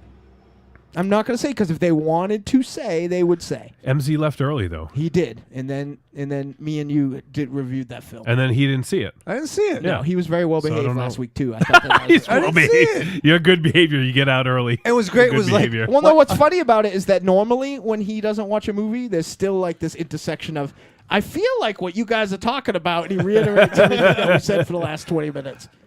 And then Wife is Shadow on Friday was like, do you want to go see It Follows? I'm like, well, we already did the review. So no, you can still see it. Well, I can't, but she's like, well, I can't see it now. It's already been reviewed. Well, what's the point? It would have been interesting to hear what you thought of it. Yeah. I have no I can't wait to see it. reference of what you would have thought of that film, which is why I want you to see it. I'm going to see it. I'm also I'm surprised MonsterZero liked it, to be honest, but No, I loved it. I am aware I was here. But like, yeah, I know that Raven Shadow has people, and there are people that also get back to me that says very nice things about MonsterZero. Like who? I'm not going to say either. Because they don't Because exist. if they wanted to be on, they would. Listen, here's the thing. Though I appreciate all the Joey Tron is not a legitimate real listener. But we have a listener named Joe that gives me feedback sometimes. Like he'll just send me a nice little blurb about what he thinks. Well, why does he send? Why does everybody send you the information? Why can't they send the show the information? Well, that particular one is more a peer-to-peer thing where like I feel like I'm more interested in that in like what like more structure and more overall podcast stuff. So that's probably not very interesting to the general viewer. Like if a segment worked or a segment didn't work. I mean, this wasn't like something privately. Like out of the blue over the last 7 days, there has been a movement towards allegedly all I talk about is The Raid and Drive. Like those are the only two movies that I talk about. It's fair. So maybe, I guess, I didn't realize. But like, that wasn't something that was private. That was something on my Facebook page. Perhaps if you paid attention to other people's Facebook instead of taking Walmart selfies? Selfies of yourself in Evil Empire big box stores, you would you'd know what was going on. But I don't know. I just assumed. I know Bobby Chains, and I'm sure that there's some other people that tell Raven Shadow he's the cat's pajamas and talk about the show. And I just assumed everybody had people that got in touch with him. Does your dad like you on the show, Raven Shadow? But he's still got the porn problem. Here's where I hear from. I hear from a lot of. I get critiques from the Deadites when they listen, and I hear from a lot of other podcasters. Well, shit. Well, if they don't like what MZ and I bring to the table, they're not allowed to listen. That's what I told them. But at the same time, I also get a lot of, like I said, a lot of good stuff about MonsterZero. But nothing good about Raven Shadow. I have heard. I will tell you this. I have heard, and I remember it in the whole entire time of Trick or Treat Radio. I have only ever heard one complaint about Johnny Wolfenstein. Who is that? The whole entire time. Who is that? Who the fuck is that? I'm not going to say. And where the fuck are they? What was the complaint? You don't have to say who it was. Just say what the complaint was. I think and their address. I think it was their address. Yeah, and how to reach them. I think it was like just a sense. I think it was someone who was irritated by the stuff that we make fun of him for. There's a little too much subtext. In my response, I think Tiny was worse at that, but they didn't agree, and I still think Tiny is worse at that. But I think that's why he hasn't shown his. That's the only time that is what I will say. But here's what I don't think Michael Raven Shadow gets. I also get constructive feedback about the stuff that I do. Okay, all right. Yeah. So it's not just all good things if I fuck up. So everyone, if you want to send us feedback, you can send us a voicemail. I mean, there are certainly, and why I won't call them out is that there's the chat room, there's the voicemail. There you can send an email. You can message any of us and say another thing. Myra says very nice things about both of you two monkeys. She's fucking so smart. She's very and smart. so talented. She has terrible taste, obviously, but she drives around a lot with a Rev. Rev, by the way, I got Netflix, bro. Come over. Yeah. I would think that for him, he would get Netflix for Daredevil, right? Like, isn't that something that you would get Netflix for? Like, if I didn't have it, like I kept Stars, right? Because the Evil Dead show is going to be on it, right? Or at least just get it for a month, pay $8, boom, you're done, right? Right. Yeah. Right. And you don't watch it all in a month, and $8 for 13 episodes of Daredevil is probably worth it. It's cheaper than a fucking movie ticket, right? Right. Yeah, I don't understand. I guess it is like, I guess if you don't have a device of some sort, like, but you watch it on your computer, right? If you really want to watch it. Yeah, absolutely. Yeah, there are ways. There are ways. Has everybody except me watched Daredevil? I have not seen it yet. Yeah, I am on the 7th episode. Whoa, look at you. Wow. Did you watch a movie this week? There was a movie this week?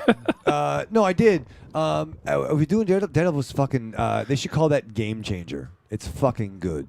That's not his name. His name's Daredevil, though. Right, that would be misleading. He's Daredevil, the man The without man- fear who changes the motherfucking game. The best review I've gotten of it is from our good friend Beaver McD, who likes Daredevil like I like Spider-Man, and he told me he got kind of emotional about. I 3 thought or you 4. liked Spider Hombre. All right, true. It He makes me want to read Daredevil comics Well, again. what's interesting about it is that he's like, he's a Daredevil fanatic, so he's been obviously shit on cinematically since like 1982 with that Hulk crossover. So Rex Smith like a motherfucker. yeah, so he said he got really emotional at how right on it was. He kind of compared it to the way I talk about Batman the Animated Series being like the thing that got it right. This was the Daredevil, so I'm excited. Like if he didn't like it, I would consider not watching it because he loves Daredevil so much. It's so right on in ways that you think that, oh, this character is in it and this character is in it. You're like, oh, that makes perfect sense. Like it's just I didn't even think that they would go that route. I didn't need a reason to be in, but I was hanging out with. Oh yeah, Joe Ronsky don't like either of you guys. I'll call him out. Yeah, well, I ain't talking to Joe Ronsky. I was hanging out with him the other day. You can't listen. And he can't listen because he hates you guys. You're not allowed to. But he was telling me that he was just kind of telling me some of the things that were going on, and the fact that the Battle of New York is such a big part of it, and that's why Wilson Fisk is rebuilding Hell's Kitchen. Like that makes me even more excited about it because like the fact that it is so so connected to the cinematic universe like makes it like it's what makes it important. Like this has never happened before, right?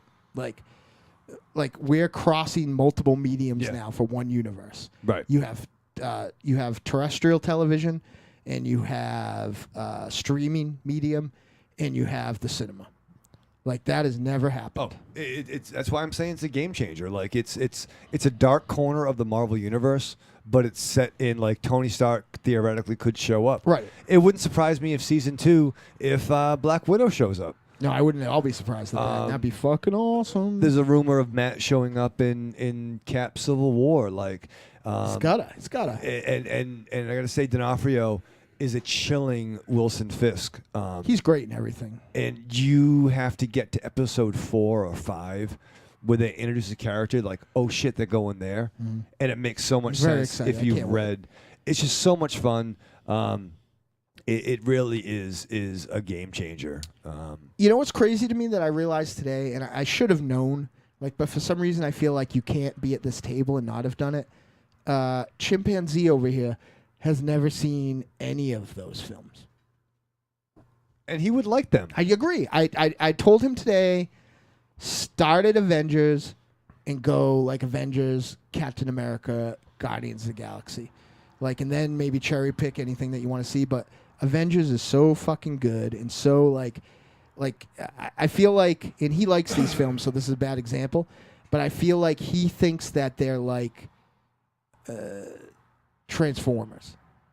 You know what I mean? I feel like is that right in thinking that you think that the Avengers movie is just kind of standard Hollywood fare? Oh no. I know all the hype about that surrounded the film, and I know it was a pretty big deal because it had all the Marvel characters in one film, which is a big deal. Right, but other than you're not being a comic book fan, what has kept you away so far? That's pretty much it. I'm telling you that this transcends that. I was just on Netflix. I'm trying to boot it up. So I'm not having a very good go of it. I was hoping Raiders of the Lost Ark being not what you thought it would be would open some of this stuff up for you, but I'm telling you, man, just go home and watch Avengers. It's so fucking good. Yeah. I'm gonna queue it up on my Netflix and The Raid that I'm not allowed to talk about anymore was the only movie that beat it that year. Yeah. What's great about Daredevil, it's like if we were saying, oh, what if they did like an AMC HBO show about a superhero? You know what I'm saying? It has that sensibility, but throw in a costume vigilante. That's the other thing that I think is going to be fucking crazy crack nicotine about it. And Marvel does it right so far. So everything that's right about this Marvel Disney team up with that sort of, Dexter, Walking Dead business model of a cable TV show. Oh, so it's only going 8 episodes, 8 seasons. I mean, that's fucking crack, right? That's crazy. Those are things that are so habit forming. Yeah. You know, because you got to think some people only go to movies twice a year, right? So those 2 times could be superhero movies. That's for me. That's You know? pretty much or Yeah, or Trick or Treat Marvel Radio field movies trip, to be more. You know. But yeah, this- like that's another reason. Like we've seen most of them as Trick or Treat Radio field trips. This would be the Marvel Universe thing that I would say to somebody, I know you don't like this. Check this out. And backtrack. You know what I mean? Like that sounds reasonable to me. I'm super excited for it, man. I can't wait. They released photos. Maybe tonight. Wolfie told me about something that we need to watch next week that I'm probably going to watch before anything. But soon. I'm in the middle of renovating my house right now, obviously, and cleaning it. And I was afraid that if I started Daredevil, I wouldn't stop watching it till I finished. Oh. So. Finish what? That doesn't take long now. We know we got to move on, but they did release a photo of Luke Cage today. Really? It's Luke Cage on a motorcycle with Jessica Jones on his back. Nice. And the only downfall is that he's the guy with steel hard skin and he has to wear a little beanie motorcycle helmet. Nice. But it's possible that in New York there are laws. Do you think that they're going to have the back door? That's all I was thinking of. Was like I was showing Double Bob, and I'm like, yo, is Luke Cage because he's all into Daredevil. Double Bob now. probably tells you how funny you are, right? He's another one. He likes me very much too. Yeah, Yeah, that's why I hang out with Double Bob, Right. Bobby Chains, and JT. That's my audience. Is that the Asian guy that looks like Mike Patton down there? What movie is that? It's like What? Jon Snow. No, it looks like the other stock. It's just a Game of Thrones thing. I don't know. Why Thor there? But yeah, I think that I'm glad Johnny hasn't got a chance to watch it because I would have felt bad if I was left out of this. If we were gonna go full out Daredevil conversation, but And I will say, episode 2, I did think of The Raid, even though I haven't seen it. I've heard that the Raid is. I'm not allowed to talk about it. But the other R word. They even did a comic. Like if you read Moon Knight 5. Bendis? No. Ellis. No. It's essentially the Raid. Okay. But I mean, again, the Raid, much like It Follows or Drive, on paper isn't a unique entity. It's a The execution. it's a subgenre. It's it's twice now. Basically, twice now. Giraffe Evans has remade the end of Gareth Evans Christ. have remade the end of Game of Death. Okay. Like that's essentially hit. One movie was the whole thing, and then the end they kind of redid it rapid speed at the end of the Raid 2. But I don't know. I'll tell you what. When everybody I know has seen the Raid and Drive, and don't have the same dumb opinion that a supervillain and the Paisano here have, I will stop talking about them. Let me catch up on the chat room real quick. This is from a few minutes ago. Belial Lovett said, I would send a voicemail, but I sound like Sloth from Goonies mixed with Boss Hog from Dukes of Hazzard. But which is awesome. Perfect. Yeah. Have you heard Sing Sang Soon? I don't But see them. you contribute in the chat room, which is a big deal. You get a mention. Yeah, absolutely. Right. You know what I mean? So that's something right there. Belial's the fucking man. While I appreciate The any gut feel. feedback, some people just don't. I mean, no one, if I do something wrong or say something wrong, the sexy librarian lets me know about it every single time. Librarian. So And it ain't for everyone. The libertarian. libertarian. The libertarian. Wasn't that a Johnny Depp movie? We also have Rocky, our boy Rocky, saying he's talking about Daredevil. It was great till the final episode. For some reason, I didn't feel it hit the mark, but overall, it was great. All right, spoiler alert, Rock. So Rocky's seen them all, and we got GSB. Gene Siskel's balding head says Raven Shadow doesn't have shadows. It's just the tar built from his nicotine intake, shape-shifting into the shape of his lungs. Yeah. Oh shit! I'm like that. the cancerous venom. What Tooth Fairy. what we do in the Raven Shadows. Yeah, Smoke a lot of butts. I am not. I don't care how he has to get there, but GSB better be at the Lucky Dog Music Hall on May 2nd. Yeah, you got to be there, GSB. Take the train. You got it, because I'm telling you, Train to Worcester. Everybody's always we're always like, I'm going to help the Deadites. I want to go on Amazon. How can I help Trick or Treat Radio? There is probably not very many better ways to help us than, put your $8 down at the Lucky Dog Music Hall and come hang out. Because not only does it help our coffers. Not really, but well, the problem is that it's not happening because the band is lazy. Way to sell tickets, Wolfenstein. Yeah. No, I'm just saying it doesn't really help us. Well, it would if people came, right? Yeah, if people came, sure. Right. So yeah. obviously that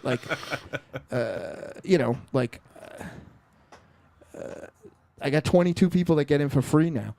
But the at the end of the day, I think if you guys want to help us, it's fun. It's fun and it helps. And we break our back for you.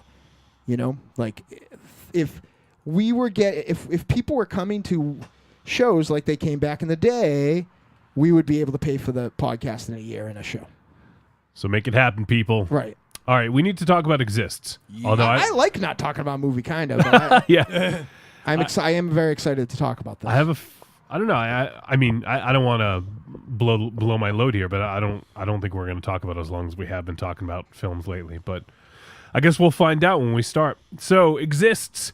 This film is rated R, 81 minutes from 2014. This horror found footage film is written by Jamie Nash and directed by Eduardo Sanchez, who you may know from a little film called The Blair Witch Project. You ever hear of that? Yeah. And he also did a segment in VHS 2, which was actually very similar. It was the Ride in the Park segment with the GoPro. Oh, okay. Yeah, I enjoyed that one. Yes. So, you see a little bit of that in this movie here. I feel bad because those last two in that movie are so good. The last two segments. Yeah. That's a pretty good segment, too. You almost forget about okay. that one. I really enjoyed it. Yeah, I liked it. I like it, too. I don't like it as much. I don't like anything as much as Safe Haven, but...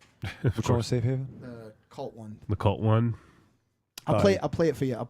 I'm sure it will be on all day at my birthday party. That's all I watch. So this film stars Dora Madison Burge, Samuel Davis, Roger Edwards, George P. Gakumis Jr., Chris Osborne, and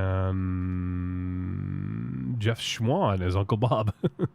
Uncle Bob like a motherfucker. And Brian Steele as Sasquatch. The synopsis we have here... It's not the noise. That's Godzilla. Yeah. Sorry. A synopsis: a group of friends who venture into the remote Texas woods for a party weekend find themselves stalked by Bigfoot. All right. So this is found footage. I mean, this is... Was it found footage? Yes.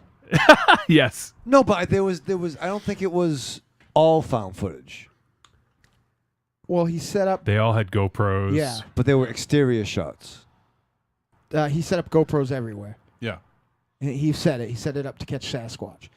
All right. In the totally unnecessary time-elapse fast-forward segments were just GoPros that were set up. All right. So they weren't part of it. They were looking for the Sasquatch, right? That's why they were... See, I don't know. That's interesting. Right? He because here's the thing. He knew that was going... He knew there was Sasquatch. Yeah. And... Brian did. Yeah, I get the feeling that he believed, and that's why he brought... I could be reading too much into it, and that's why he brought the GoPros and told them it was just so that they could make awesome videos. Okay, they were fucking around doing extreme sports right. shit. Yeah. But I could be wrong. But I mean, they definitely knew that their uncle had said that there was a Sasquatch there, and that's why he never went to that cabin, and that's why they had to steal the key. Because on the ride there, they were like... I thought it was mentioned, and then they were just fucking... He mentioned it while they were all sleeping. Okay. So, Exists. The interesting thing is we reviewed Willow Creek last year sometime, which I think we all pretty much reviewed favorably, if I remember correctly. And I like that, and it didn't show much Bigfoot. It was mostly... the fear of the creature and not so much the actual visual. Yeah, it's the fear of the unknown that you don't know what it is that's out there. But instead of a Blair Witch, it was a Bigfoot. Right. But in this case, I think it's a little bit different. I think we get a lot of Bigfoot for your buck, so to speak. Yeah. So, what did you guys think? I liked this. I didn't love this. But no, I really, really, really liked this. I don't think it's anywhere near as good as that I had heard. And it's a little upsetting to me that somebody who was involved in making what's pretty much, in my opinion, I think in most person's opinion, the perfect found footage film, made a found footage film that made so many of the mistakes that modern found footage films make. I hate found footage movies that have music. Because here's what we're, unless, you know, I guess we'll have to wait to spoilers to kind of say that, but like the only reason this would have got music in it was for something fucking absurd to happen, right? And I hate that in a genre that ends up having to be in a genre where you can kind of break some of the rules of linear storytelling. He felt obliged to show like time elapse and stuff like that and things like more conventional narrative stuff. But I like that it was it was the worst possible case scenario of Harry and the Hendersons, right? You know, it had the same setup as Harry and the Hendersons. Yeah. And I like sometimes part of what I liked about this I feel was unintentional. Like I watched a really bad to generally before I had seen, I think it was Crypto or something like that I watched recently. Like any Superman's dog? No, yeah. any like I would have said I would have been happy with any movie with Bigfoot running amok, but that proves that it's not true. But like this movie returned my faith in Bigfoot running amok films. I feel like though, you know, there's just a lot of things I feel like were kind of I thought were unintentional to the end, right? But I didn't really like any of these people. Oh, they were fucking terrible. And I kind of think you weren't supposed to like any of these people. I would hope so because they were terrible. But I do think that they didn't do anything too awful dumb. No, they didn't do the typical what you shouldn't do. Yeah, they were just fucking douchey. And I don't know. I liked it. It was not. It was not a classic. It was not my favorite movie. It was not the best found footage film I've seen. But it didn't do that. I've seen so many fucking found footage films that don't show the thing. Right. And uses an excuse that it will ruin it. If you see the thing, it won't look real. Like, there's a scene where a fucking Bigfoot comes barreling out of the smoke like, you know, like a fucking linebacker at you. And I was like, holy fucking shit. Like, I thought that was cool. And there's a scene where he's fucking having his way with a fucking camper and you see it. And I thought that was fucking cool. And it never broke like the found footage. You know what I mean? It didn't do anything to make it not found footage. And they did it in a way. And I thought the makeup of the creature was really cool. The end, I get it. But I feel like I don't know. I get the end, but I'm not in love with it. But I do like that the end tied up a lot of my complaints about the movie. The end switched to the hero of this movie was, right? Yes. I have an off-air thing I want to talk about that. Well, why don't you talk about it at the spoiler pod? Okay, well, fair enough. Yeah. So, Wolfie, what did you think? I liked. I'll say that I liked Willow Creek better. Come on. Yeah. I think Willow Creek was a better executed movie, but in a different way. I think the thing for me, I don't know, like we've had this discussion a lot about found footage films, and this one, I understand this dude wanted to be like a YouTube star, and you know he wanted to capture Sasquatch, but I don't know, like I just like when the dude was riding his bike to go try to get help. Like, I thought that was pretty cool, but why would he even bother wearing a GoPro? I think it was on there already. It was already. I think he just didn't take it off. Yeah. You don't have time to take a GoPro off your helmet. You know, you just got to go. I mean, I guess that's fair I think but there wouldn't have been a movie if he took it off, but I think in the reality of that, I think if it fell off, it's justifiable. I think if it fell off, right, he wouldn't have put it back on. You know what I mean? Like, I don't think he was trying to film anything. Especially since there was a second camera there on the bike handles. I do kind of agree with you about like, and not that I'm defending VHS Viral because I didn't like it, but some of the people who I saw that were defending it on the internet, I feel like that wanting to be a YouTube sensation as a plot contrivance right now, I think isn't for us. Yeah. You know what I mean? Like, I think we're just too old to, like, I think we just don't get that. Well, so was this dude. He was like in his 30s. Yeah, well, He's I mean, not that's- too far removed from a lot of us. Well, kind of far removed. All right, from a couple people. I mean, Anyway, I mean, you got to think if he still was counts. if he was 32, he'd be like almost 12 years younger than some of us. Spoiler alert. Spoiler, yeah. So I don't know. Like I do feel that the Bigfoot looked good. Yeah. I think the makeup was really well done, and I think that there was some good suspense created here, especially in some of the scenes where they're being terrorized by Bigfoot, I guess.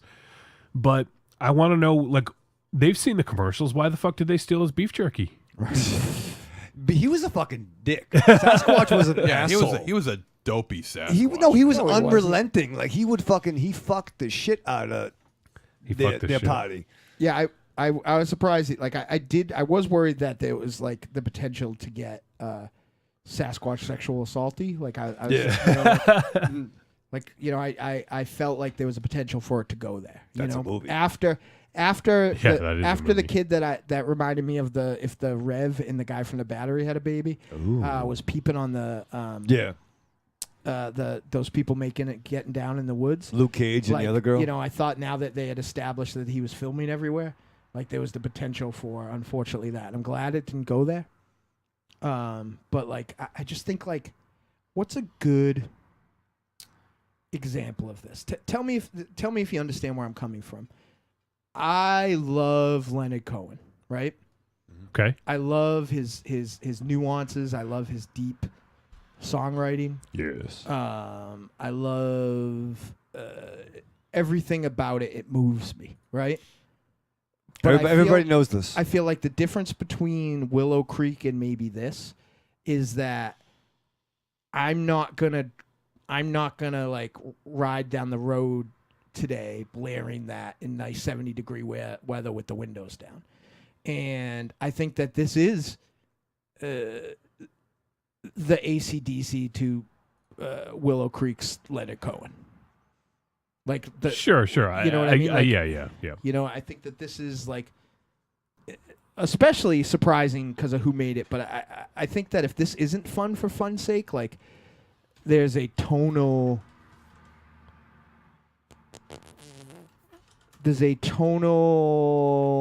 breach of contract between the viewer and the filmmaker. Okay. What is that? I think it's that he was trying, if that is the case, if I'm wrong, he was trying to make a suspenseful film, and he made a really fun film. You know, because you're not getting like, there's not very much substance here. Like the characters are archetypical, like the setup is archetypical. So the thing to me, this just felt very, I don't know, very run of the mill. This is a found footage film. It did nothing new for the genre. Not that I'm expecting, something new and different every time we see a found footage film. The only difference in this one was that it was Bigfoot. It's like every single monster type, every single situation, it seems like has been done at this point for found footage. And I don't know, like maybe because he had so much success, Eduardo Sanchez had so much success with Blair Witch Project, maybe he wanted to go back to this. But I just don't, like, why? I think because that's how somebody was going to give him money to make a movie. Like, when was the last time he did anything, I mean, he did it with, obviously, VHS. Those films are found footage films, so... And that's why he was there, too. You know what I mean? Like, that movie wouldn't exist without him. But here's the thing, and here's kind of my complaint. It's sort of what I was saying before about the thing. Is this movie... I mean, I don't know. At some point, these things got to fucking come out or not, right? So, is this any more interesting as a standard slasher style movie? Like, the setup's not any different. No, I mean, you got... It's almost like... When I was watching it followed the tropes of, like, say, Evil Dead, for instance. You got 5 kids that go up into the woods, into this cabin, all by themselves. Oh, you mean like that book? Exactly. Yeah. And, sans the book. But Sans a Bob. And, but it does follow the typical slasher genre. Only except the slasher this time is just so happens to be a Bigfoot. There's really nothing different. It's like what Wolfie said. There's really nothing different in this film that we haven't seen in any other, not only found footage films, but in other genre horror films as well, slasher, whatever. But it's very run of the mill, very bland. The performances from these actors, I hated these characters, every single one of them. They just grated on my fucking nerves. And I just... Well, they were good looking too, right? So I knew you wouldn't like them. Well, that too. I hated it because they're good looking. That doesn't even matter. Like one of those girls. Yeah, I'm just playing. I wish Tiny saw this because I don't know if Wolfie knew her, but like, this girl was more ethnic. But at one point, I literally had to like it was irritating me how much one of these girls looked and acted like a bad ex-girlfriend that I had. It was like driving me nuts. Like all the whiny, all the everything. Like in the really good haircut, but like. For fuck's sake, like these people were like super unlikable, but my reply to that is that I feel like that was by design. What, that we're supposed to like? No, we're supposed to dislike them. No, but what I was getting at was that we're supposed to like the idea that these kids are getting killed because we don't like them. I don't think that you were supposed to know that to the end. I think the end made you realize that. Should we put the spoiler music on? Because we don't have much left to say. Not yet. Okay. Well, we haven't heard too much from these guys, so I just want to. Yeah, I think the end was supposed to be. Okay, we'll talk about it after. But I think that you're sort of missing the point a little. But I'm sorry. Continue. I just found the storyline to be very, very bland and dull. It was a shade of gray the entire film. There was just nothing that made me jump up and say, "Oh wow," nothing terrifying, no chair jumpers, no, it's just, and it shouldn't be that way. But then again, maybe we're becoming jaded to the shock factor in found footage films. Maybe we're starting to become very, very jaded towards it. That it just doesn't shock us. Maybe horror in general, right? Well, it's been like that for a long time. Because I'll go back to my argument. As a slasher film, is this any less conventional? Like, is there a way to do this any less conventionally as like a slasher film? Probably not. So I just feel like, I don't know. Like, not. It just runs through that whole slasher storyline, the build up, the structure, but it just comes off so bland. There's just nothing there. If I can add one thing, and I do agree with what Dynamo said. I think what if it did anything innovative in the found footage genre, the genre that is known as the found footage genre, is that it did show the monster more. Too much. I don't think it was too much. I think it was just enough. Like I'm sorry. I thought and maybe fucking cue the fucking music, but when he's riding the bike and Bigfoot, it's got some fucking speed. Yeah, I thought that was cool. That's a bad day. When he my favorite thing that like was really scary to me was. When he was like in and fucking barreled out of that camper, like when he was like running on his hands, for a minute, like I thought like all that stuff was like fucking hella scary because I don't know, I wouldn't be able to deal with a fucking raccoon in the forest, let alone a fucking Bigfoot running down the road after me. And they actually showed it. And this might be me defeating my own argument with my love to the found footage subgenre. There comes a time, and I've seen enough of these. There comes a time where you just gotta put the fucking camera down. Right. Now I know that the GoPro cameras, and it's a good idea to have them strapped onto helmets, strapped onto your balls, strapped onto your bike or whatever. and that works. It's a justifiable reason to have the film running, to keep the movie moving. But I mean, you got that one guy. What was his name? Ryan. he continuously had the handheld in his hand the entire fucking time.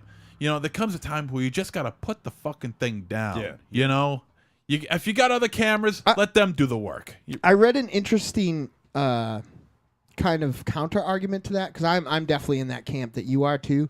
And my biggest complaint about this was always Cloverfield, because I always felt like the minute a fucking building falls down in my proximity, I'm not filming fucking shit anymore. But the two counterpoints were, look at 9/11. Like, granted, there was an established news crew there, but we got a lot of our iconic still and video images of that from people filming it on scene while it was going on. Like, and that was definitely two buildings falling down. And on top of that, I read somewhere a story about a guy in Korea, right? Oh, Tim from Korea. Yeah, he was talking about his grandfather from Korea, and they started getting bombed out, right? And this guy had like a fork in his hand, and he ended up like running for like 12 miles, right? And, you know, at what point he realized he still had a fork in his hand. It wasn't so much that he wasn't thinking to not put the camera down. He wasn't, you know, the argument is if something like that is happening and you have a camera, you might not even realize that you're filming anymore because you're just running for your life. Yeah, but there's a difference between a fork and a camera. I mean, a fork, if you're running for your life and you certainly not as much subconsciously as 2015. Subconsciously think that you're running around with a fork in your hand, you know, you just realize, you know, it's just a fork. But to have the wherewithal to realize that you're running around with a camera in your hand. Oh, and by the way, it's catching all the footage that it needs to catch in order to entertain the audience. That's where the problem lies. Actually, it's like saying that if I don't know, like I get it and I agree with you, but that's one of those movie complaints that drive me up a wall, because you can start and end every horror movie by being like, what dumb kids go hang out and drink in an old abandoned lunatic asylum. Right. And if they don't go, that's the fucking movie. Like, without the conceit, there's no movie. You don't have so, a movie. Right. I mean, you have to sort of buy into that, but still, found footage, that genre asks you to suspend disbelief even more, Right. I think. So I think sometimes, sure. So I think that you are going to be a little bit more picky about what's appearing on screen, and if it's intended to be all cameras held by people in the film or worn by them or on their balls, as MonsterZero said, you know, like that's one of the things that we see a lot of, that they sort of use it only when it's convenient for them. 80% of the camera in this and people having it, I thought was logical. Yeah, you're right. Because he couldn't see at night without it. Right. So, you know, the reason, you know, he had it like so he could see at night. And he wasn't always filming, or else you would have had 5 hours of them walking into the forest. Now, it's interesting that you bring up the night vision, because I was paying really close attention and I couldn't really tell, so I'm going against my better judgment and say that what they were using was actual night vision goggles or night vision technology. The reason why I say that is because if you watch a film, say like Silence of the Lambs, you know, the end scene where Buffalo Bill has the night vision goggles on. Oh, weren't. No. You could see when he's going after Clarice down in the basement, you could see a shadow behind her, meaning that light is being thrown against her, which means that there is no that's all just an effect. It's not actual night vision technology being used in that scene. It's just an effect. Here, I was paying attention to the shadows behind certain things when the night vision goggles were being used, or the night vision technology rather, and I couldn't notice any shadows. I found that to be very interesting. Okay. Well, it's night, and there wasn't any light. You say that? Oh, I know, but yeah. there was no artificial light being thrown on the subjects that would cast a shadow behind them. I don't know then enough throw about in- it to know if there is. I'm sure there's a way to emulate that, but I'm not like I don't know enough about it to not know that it wouldn't be cheaper to just do it. So Well, it seemed like night vision to me the way they shot it. I was impressed with that. One of the interesting things about this film is if you're comparing it to Blair Witch, they're both found footage films, but Blair Witch teases you pretty much throughout the whole film, right? And then is it real? Is it not real? In this one, we get confirmation very early on that this is fucking Bigfoot. A thing, right? Yeah. So I think in that case, I think it's good that he went in a different direction and did, even though it's a found footage, that he took sort of a different take on it. Especially since Willow Creek essentially was right. Blair Witch. And who knows? Like, I don't know which one was in development, sooner. I think that they were, my impression, I mean, they hit festivals at the same time. Right. So what I don't know if you guys know is that this was on our list for late last year. Yep. So this has been out for a while, Yeah. So, do you guys have anything else before I hit spoilers? I got so much stuff that's going on in my head right now. Like what? So many thoughts. What? All right. So many colors, man. I want to hit a couple things. All right. Do you want to pick the fucking spoiler and I can talk, or I'm just fucking talk? You said the 9/11 thing, which made me think. That Bigfoot's flew planes into Yeah, it was obviously a plot by the Sasquatches because they hate the fucking planes. The Sasquatches attack New York because they hate McDonald's. All them goddamn Wendigos running amok. No. But I was actually thinking, it's easy to film tragedy when you're away. Wendigos are actually small. That's a Marvel Comics thing, but that's interesting. Well, and Thor has red hair, but I love the fucking blonde motherfucker because he's handsome. You look kind of like a Wendigo. Right now. But Vietnam was the first war that was broadcast, right? Right. So there was a lot of footage of guys who their job, they were reporters. Right. And probably got killed, filming shit. 'Cause Reporting. It was what'd I say? No, I was agreeing with you. Oh, yeah, like reporting, like Right. in that. And then later on, Desert Storm, you could put your cameras on the missiles. Right. So I think filming, yes, if Jason Voorhees is coming at you, you put down your camera, and we would run like a motherfucker, but there could be something where if your job was to document or record, there is some precedent of real life people filming chaos and tragedy that we could relate to movies and stuff. I agree. And it's why I think that Blair Witch and Willow Creek, while being similar, it almost dismisses this point, but like why I think they are two of the cases where these found footage films that don't really show anything work so good, because we've set the precedent of the amount of violence and tragedy that we see through the real camera eye. Mm-hmm. And without that, like, it almost goes, like, I know it's because if they show too much, it'll seem fake to the viewer. Right. But it almost makes it look, in a weird roundabout way, where you brought up a very good point with missiles on, cameras on missiles and stuff, it almost makes it more fake, right? Right. Because how can you be shooting things that much and not see anything? And then you end up having like the amount of chaos that we see in real life and every day. Not a news report goes by, right? Forget about like what comes up in my Facebook feed. Not a like 6 o'clock news probably goes by where the footage that you see isn't security camera or, red light camera, somebody's cell phone, a police car surveillance camera. That policeman just got fucked by being a dummy and letting himself get got fucked by doing the wrong thing, but by letting himself get filmed across the street, breaking the law. He got fucked by the devil? Yeah, and at midnight? Yep. And what's funny, a couple of weeks ago, there was in a positive note, there was a cop that had his body camera, and it had him filming. He busted into a house that was on fire, and it actually showed him like kicking the door down and getting people out, and it was all caught on his like body camera. That was really cool. So in I feel like where exists succeeds, and I think we're agreeing, is that in 2015, it's unbelievable to have these cameras running and not see anything in a world where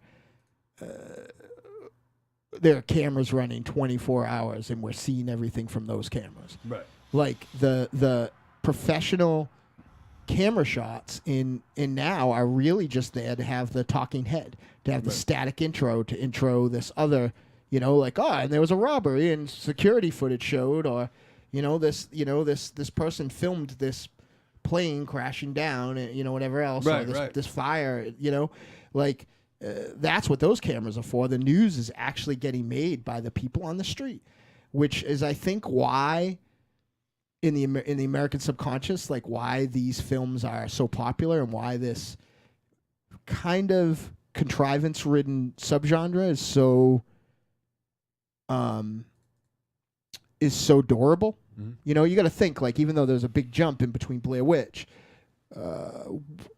help me out here, guys. What would you say is the one that kind of relaunched this? So Paranormal Activity. Yeah. Right? So we're going on 10 years, right? 90. No. It took place in 94, but I think it dropped in 96. What, Blair Witch came out? No. We're talking about Paranormal Activity. Paranormal Activity came out in 2007. What's I'm saying? Like 96, 97 to what? Yeah, You right. Yeah. So, like, I mean, not counting that, that's about 7 years, right? Yeah. So, a lot of subgenres come and go, right? In that amount of time. Look at the fake grindhouse genre that the grindhouse film launched, and Machete and stuff like that. Right. That shit didn't last strong for 7 years. Oh, The Office. Is The Office a found footage sitcom, essentially? I mean, it was all, they were a documentary. Yeah, I don't know too much about the original, if that was an American thing. I never saw the British one, but it's possible. Like, it's interesting, and I think that's why, like, I didn't think this conversation was going to go there, that's for sure. But it's interesting that I think that's why these films last. Like, because think of a subgenre, and we're more painfully aware of it because we do this every Wednesday, where there's been more bad. Right. Like, probably not since the tail end of the slasher cycle and the direct-to-video thing has there been more probably bad things than there have been found footage movies. And I think one of the main reasons is because you can make them on the cheap. Yeah, sure. Buy a couple of GoPros, boom, you're done, right? I mean, the zombies subgenre. I mean, all you need is a little bit of makeup and a bunch of non-actors, and you can make yourself a zombie film. But that kind of enforces the point. I think those are equally cheap, if not maybe cheaper, but never get the attention that these get. I would say 1 in every 10 zombie movies right now, like, break away from the herd. There's so many zombie films, especially since the Dawn of the Dead remake. There have been more zombie films than anything else. There's even a website dedicated to it, it's ZMDB, the Zombie Movie Database. There really is. I am a ZMDB. ZMDB, Zombie Movie Database. But look at right now. And at last count, I think there was like 1,500 zombie films since then. Look at what's playing at, like, there's a couple good film festivals coming in. If you look at what's playing there, I bet you that there will be 2 or 3 found footage movies, but there might not be a zombie movie. Like, I feel like those are relegated to, like, Netflix Instant and, like, whatever else. Like, but these, like Exists had a buzz. Willow Creek had a buzz. Like, Wormwood is probably the first zombie movie in a while, and help me out if I'm wrong. Wolfie might know better because he has the master of the list. Is the first zombie movie in a while that had a big buzz, right? Like, but these found footage movies almost every time. Frankenstein Theory, that was a complete piece of shit. That was barely a movie. It's better than Van Helsing. Right? But that had full fucking page ads in all the magazines and stuff like that because a company knew that they were onto something here just because it was found footage. I think even more so than the zombie movies now, which are even probably cheaper. Like, these movies are almost guaranteed a VOD and video release. What's going to happen in the next decade, probably 5 years, when your glasses or sunglasses are going to be able to have cameras on them? Well, that's what they did in... you ever heard of Google Glass, dude? And that's what they had in VHS Viral. The first story is VHS Viral. I think it was the first VHS that they had that. Oh, right? that's They were right. That's making right. the sex, they were trying to make the rape videos. You're right.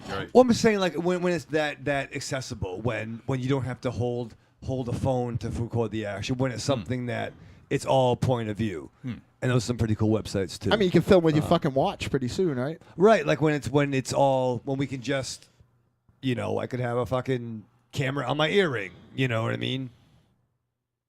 You know what I'm saying? Like, how much? The next step What's is the going next to be, I've often thought about this. The next step, and it's going to go past what's going to be on your glasses or on your hat or a GoPro. Is this for cinema or for its technology? As far as technology goes. Okay. This should be awesome. Cameras installed in your eye. Like the first like the Adam Wingard VHS. Yes. That's in the glasses. That was on the glasses. No, it wasn't. No. He had a special eye put in. Oh, you're right. Or contacts. That's Google Glass. I'm showing you a picture. But he looks like Cyclops, like yeah, Jody LaForge. And I guarantee that's going to be next, and that'll be next, and that'll start creeping its way into filmmaking. It's possible. It's far away though. It's definitely far away, but it will happen at some point. It will happen. I think the to Raven Shadow, where Raven Shadow was going. Nice mustache. Look at that mustache. I think the point of it, what is going to happen, what is the antithesis of these found footage films, is what we reviewed last week, which is overtly cinematic. Which is like a fucking movie. Yeah. The Guest, You're Next. This is cinema, and I think that Cold in July, like these are movies that you wouldn't mistake for being first person. Wolfie, what's the kind of catch-all that they're using for this now? You said it last week, and I always want to remember it. Not first person, not found footage. Is it first person? Third person perspective. Third person perspective. First person would be if you're wearing it. Right. Yeah. Like a first-person shooter. Yeah. So I think that that's the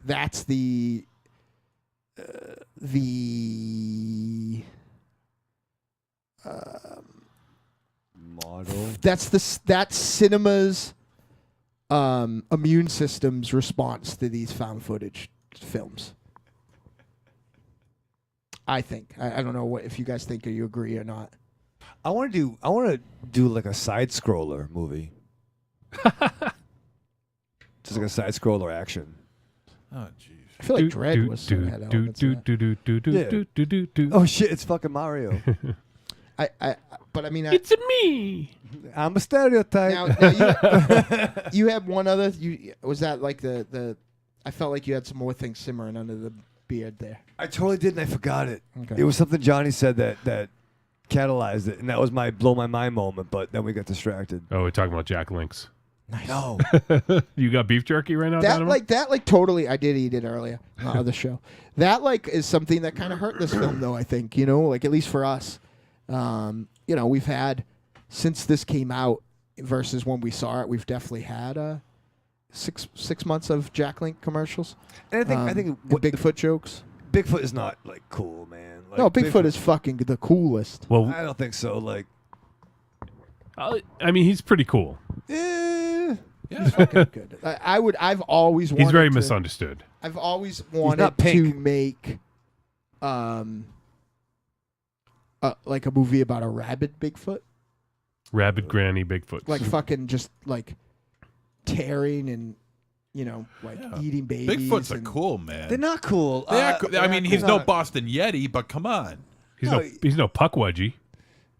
Yeah, I mean, up until this, my favorite Bigfoot movie was Drawing Flies with the View Askew joint with Jason Lee. And, what are you talking about? Fucking Harry and the Hendersons, dude. Oh, Snoop.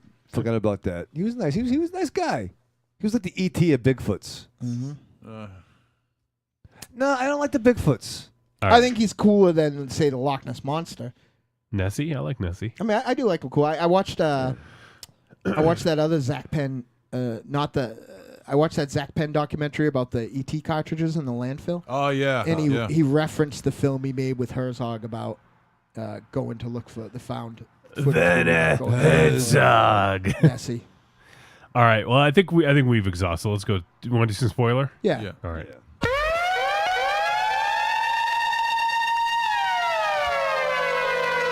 Warning. Spoiler alert. Warning. Spoiler alert. Bigfoot was a woman. Warning. Spoiler alert. John Wick gets a new dog. Warning. Spoiler alert. Mahoney gets the Medal of Honor. Frankenstein escapes the windmill. Chewie still does not get a medal. Complete bullshit. That's fucking lame. If that movie's gonna fucking do anything, that final scene should end with Chewie getting a Get motherfucking fucking medal. Yep. And the crowd will erupt. Yeah. All right. So it was pretty self-explanatory, I think. I mean, you guys let me know. The thing they hit in the beginning was the fucking baby Bigfoot. baby The baby Bigfoot, Bigfoot, right? yeah, Okay. yeah. Which gave it a different level, man, because it Yeah. was like it turned into like a revenge film. Sure. Yeah, yeah. But You you, know? didn't know that Like to a- the end. Yeah, that's Well, the I- revelation you Because get. I Yeah, thought it was well, the Bigfoot at first, exactly. and he was pissed. Exactly, and it turns out it was completely a revenge film, Which is on- why on you Bigfoot's weren't side. supposed to like those guys because they were the bad guys in this movie. Not their fault. It was Doc. I True. don't know. I don't know. I think you're right, I didn't Dynamo. like them. I didn't like them only because I thought they But sucked. retroactively, looking back at it, they're still unlikable, and you deal with them for the movie was 81 minutes long. They're in the whole thing, you know. So Yeah. There's- I like the twist, and I like how that happened, but that still doesn't make it better after I've seen the entire movie. Exactly. You know? It's Yeah. not like, oh shit, well, they were actually unlikable, but they're the villains, Yeah. so it's okay. Turns out, it's too little, too late. I disagree, but you have the right to your. So when you saw it, was it like it clicked in? You're like, oh shit, now I get it. I think that they drive it home because he's literally rubbing his nose in it. Like Sasquatch is literally rubbing his nose in it at the end. Like it's not like a subtlety or anything like that. It's like, look what you did to me. I put my dead kid next to your dead friends. Yeah. This is the you plus this equals this. But I don't think Like- that was Yeah. heavy-handed. No, I wasn't saying it was. Oh, he didn't say that. But it wasn't subtle either. He No, had a wound, absolutely right? not. He had a wound. Who, Bigfoot? Yeah. From getting shot. Yeah, but okay, the guy found the gun. Yeah. Okay. He got shot a few times. So it was kind of like it was like a Mrs. Voorhees, Jason Voorhees sort of thing. That's what clicked in my mind when I realized, oh shit, that's the kid. But you it's know? different in the sense where the people that Mrs. Voorhees were killing were not directly responsible for the death of her son. Right. These people were. This is a nature, like, people. Not only is it a revenge flick, which I wouldn't have thought to word it that way, which is really thoughtful. This is a people being where they don't belong allegory. This isn't. There's two ways to do these nature amok movies, and there's Jaws, right, which is the shark being a malevolent beast, and then there's Orca, where the people do something that they ought to upset the. You know, and this is the latter of those. These are the people, like, they didn't belong. This is where Sasquatch lived, and they didn't go there. And they may have even been okay if they hadn't run over the baby Sasquatch. It all came back to me, what I was thinking about. Okay. What if, has this been done in a movie before? And I don't know if it's a spoiler, but Harry and the Hendersons. yes. Okay. John Lithgow doesn't want Bigfoot to dance. And John Lithgow's in it. Don't you dance, Bigfoot. And John Lithgow is from the space. From out of the space. Oh, there was a Third Rock episode where he played that character again.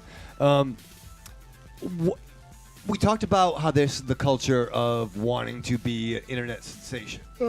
I know, yes, it was the trope of the cell phones not working, but has it ever been done when there's found footage going on and it's broadcast on the YouTube?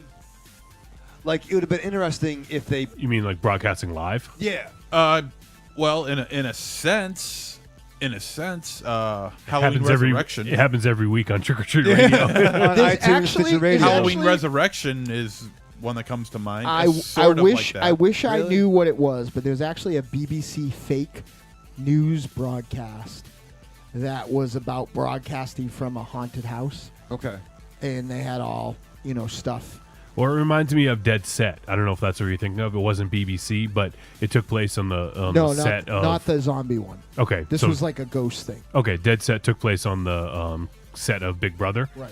And it looked like they were shooting Big Brother, but there was a zombie outbreak. That was actually pretty cool. It was like a 3 or 4 episode mini series, which I thought was really good. Oh, that's cool. Is that... Why have I heard of that? I have it. I can hook you up. Make it happen. I think Halloween Resurrection with Dangertainment and bringing up the Buster. Right, but that wasn't like there wasn't like that was a film. Like I think Raven Shadow's talking about the pretense of it being like a real thing. Like a reason to keep broadcasting was like I'm fucking scared. Somebody we can't get a hold of anybody. Maybe somebody will view this and get a hold of people who I know. You know what I mean? Like if I had Facebook friends, maybe somebody would see me in this, at Spidey Gates because I'm trapped and come get me. Right. So it might give you more of a reason to keep filming and broadcasting. And Into the mic, Raven Shadow. I know you I feel I'm in the mic. Feel you're in it, on transfusion. But I'm looking at MZ. But you know what I'm trying to say? Like, I don't know if that's been done, but you can move the mic. It might, yeah. You move the bass, grab the bass. I'm cupping the bass. Cupping. Pardon me, Raven Shadow, because I know I'll forget. Yeah. Ghost Watch is a British reality horror mockumentary television movie that first broadcast on BBC One on October 31st, 1992. Despite having been recorded in the weeks in advance, the narrative was presented as live television following its first and only UK broadcast. The show attracted a considerable furor. The Fuhrer? And it was written by... So it's only ever been on once. And what they did is, much like War of the Worlds, we're trying to present that this was a thing. Yeah. Do you think the Deadites suck? Deadites UK covered that on their podcast? Maybe. I don't think they have a podcast. They just play. They got one on us. But that's what I was thinking about. That was my big realization. Like, what if you tried to, to justify filming, to justify a narration? That was my thought. I think that these characters were also, even though they were super archetypical, there were weird nuances about them that I felt. Like, I felt that there was the subtext of a relationship with that one girl and the two brothers. Yeah. Whenever she was alone with one of the brothers, she was all over them. Yeah, she kind of... And I also think that this guy's wanting to be an internet hero, could have just been a flight of fancy until his last words in the film, which is, I'm so-and-so and this is my last video. So this was obviously probably something that he did all the time. Yeah, he always had, this is what he's doing this week. Let's talk about the end. Do we like it? I don't know. The very end? Yeah. I get it. I feel like that was heavy-handed. Yeah. I was like, I liked it. I don't know that though he was much, and that's another thing I liked about it that didn't come across. All the shit that didn't kind of work for me about, I felt like Bigfoot was a little too smarter than he was being presented as sometime. He was obviously very smart, right? When it got to the end of it. He obviously had a really good understanding of things went on, to the point where he had built a little diagram to explain, to bridge the language barrier that they had. So I really like that. I liked how that worked out. I feel like a lot of this movie, and Wolfie's right, and MonsterZero's right, that it doesn't make it any more pleasant to watch them. But I feel like all the things that I didn't like about the movie were intentional contrivances that got brought out at the end, except for, while I think the Bigfoot was intelligent enough to understand that he was sacrificing himself, and he put the gun down and he was basically waving the white flag, and saying all right, take me, I'm not fighting anymore, if you want to take me, and the Bigfoot obviously kind of goes away, I guess is what we're thinking, because the footage found its way out, so we're going to assume, at least I'm assuming, that it's him that got it out into the real world. Somebody got out.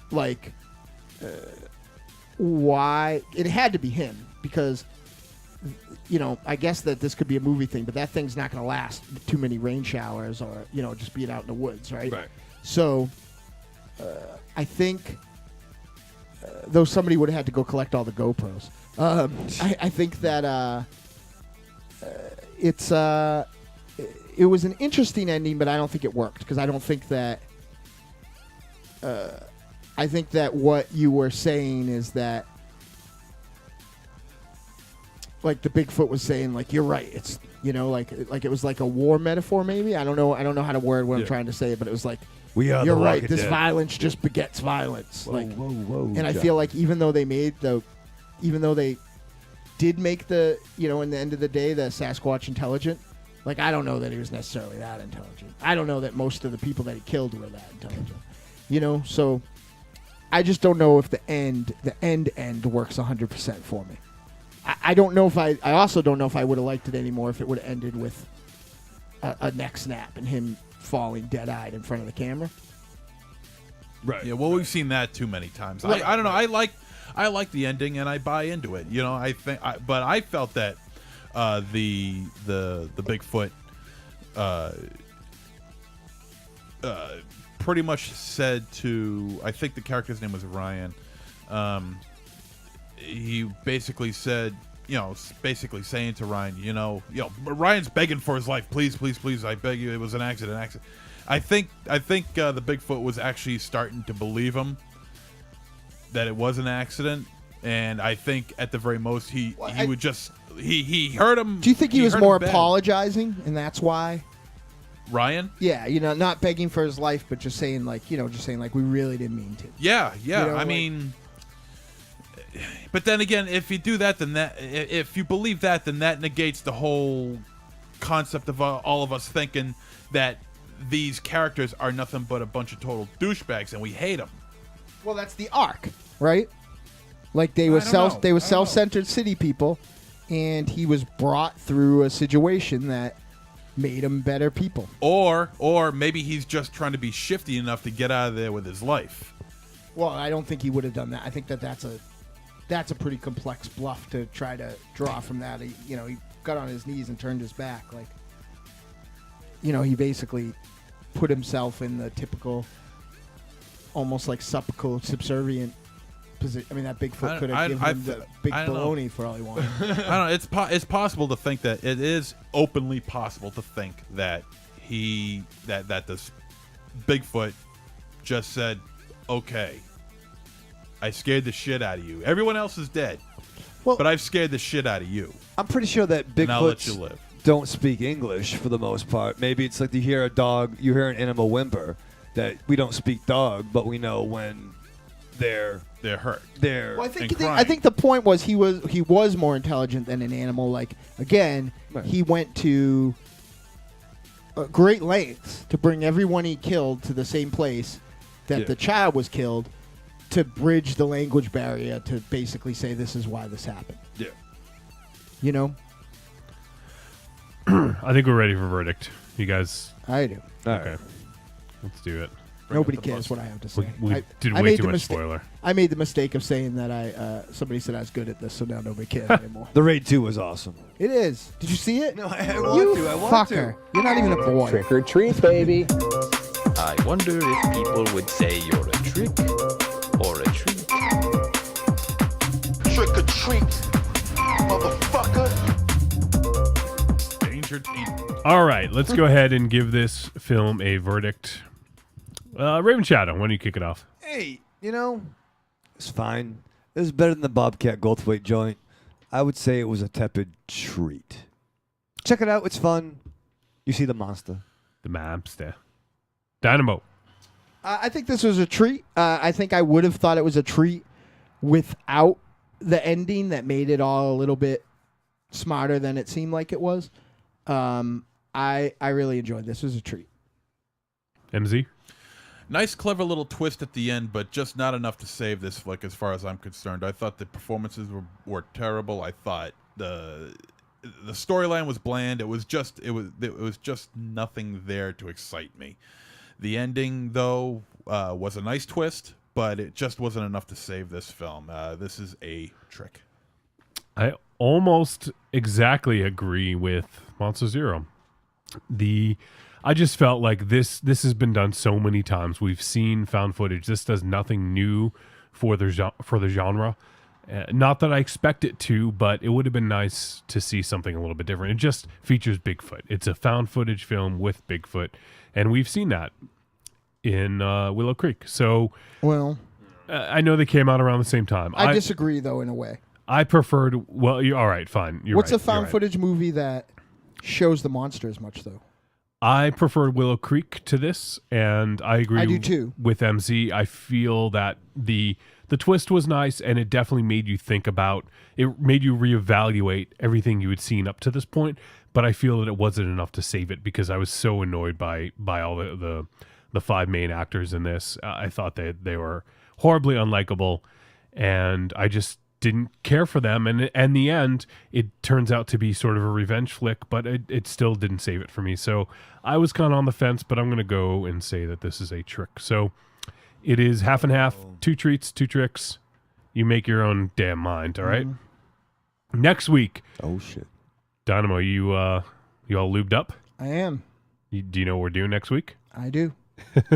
He's lubed up. I checked. So next Where do you week, think I got the lube? It's everywhere. Ari ShamWow. God damn it.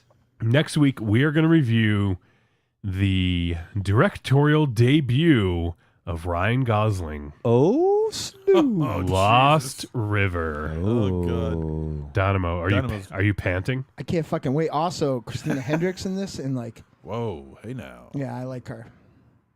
And who's Ann DeCasticker? That name sounds familiar to me, but I don't know. Oh, he's in Agents of S.H.I.E.L.D. That's how I know the name. Ian DeCasticker? Yeah. He plays one of the British dude there. Oh, good. Oh, good. Oh, good. The British guy who's not related to the Marvel Universe, but is on the program. Matt Smith's in it. Oh, Snoop, really? Yeah. Nice. You like him, right? Yep. He's no Tenet.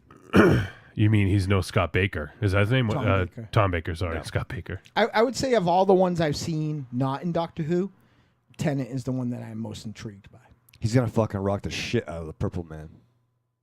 Yeah, All I'm right. anxious In that. for a bad day. All right, well, that's Jessica what we're Jones. reviewing. We're going to review Lost River, the Ryan Gosling piece, and it is available on VOD if you want to go ahead and check that out. And we'll be reviewing that next week. Should be a good time. Is he starring in it also? He's not in it, as far as I know, unless he has a cameo. There is a conspiracy that this is a Nicholas Winding Refn film, and what response it will get. Like, people tend to give After the him- events of the last... Well, people tend to give him shit for being him, right? Like, he's at the point where he's like a Herzog. Like, people have drawn their conclusions before they see the film. What was that movie that... Oh, shit. Oh, sorry. I'm looking at the cast. You got Barbara Steele in this piece. Nice. Oh, yeah? Oh. What was that movie that he directed that got tomatoes thrown at him, but we all enjoyed?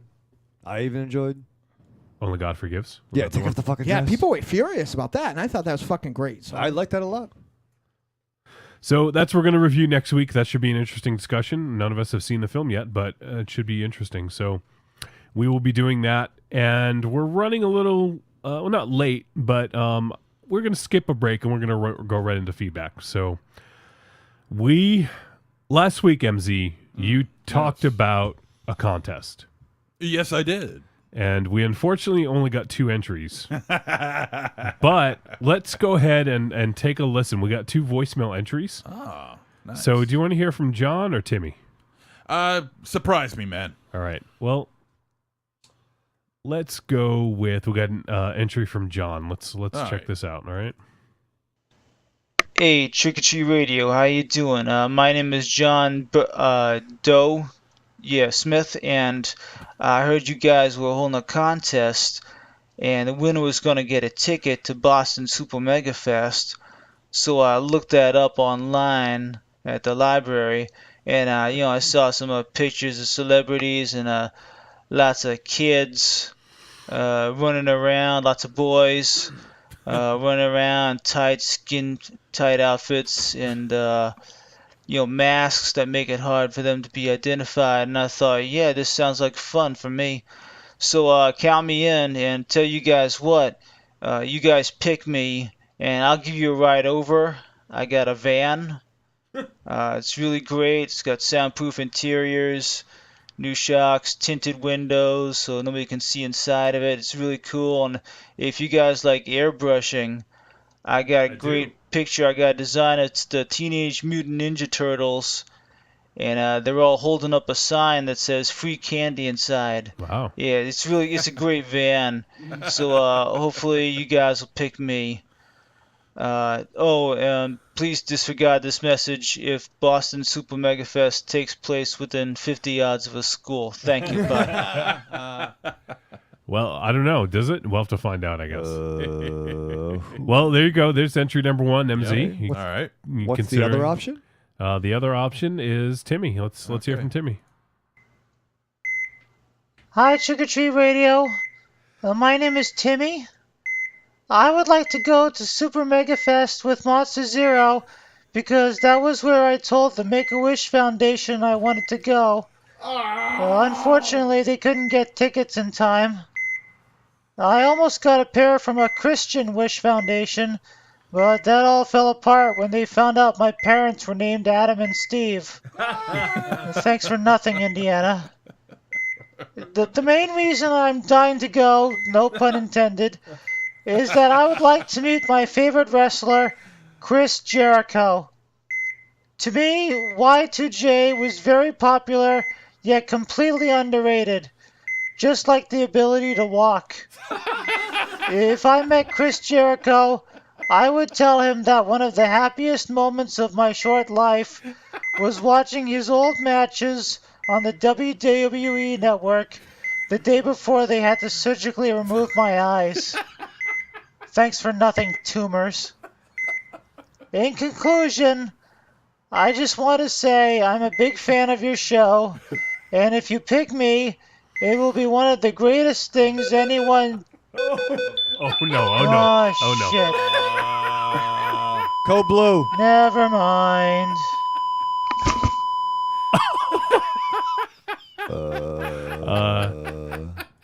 Timmy? Timmy, you still there?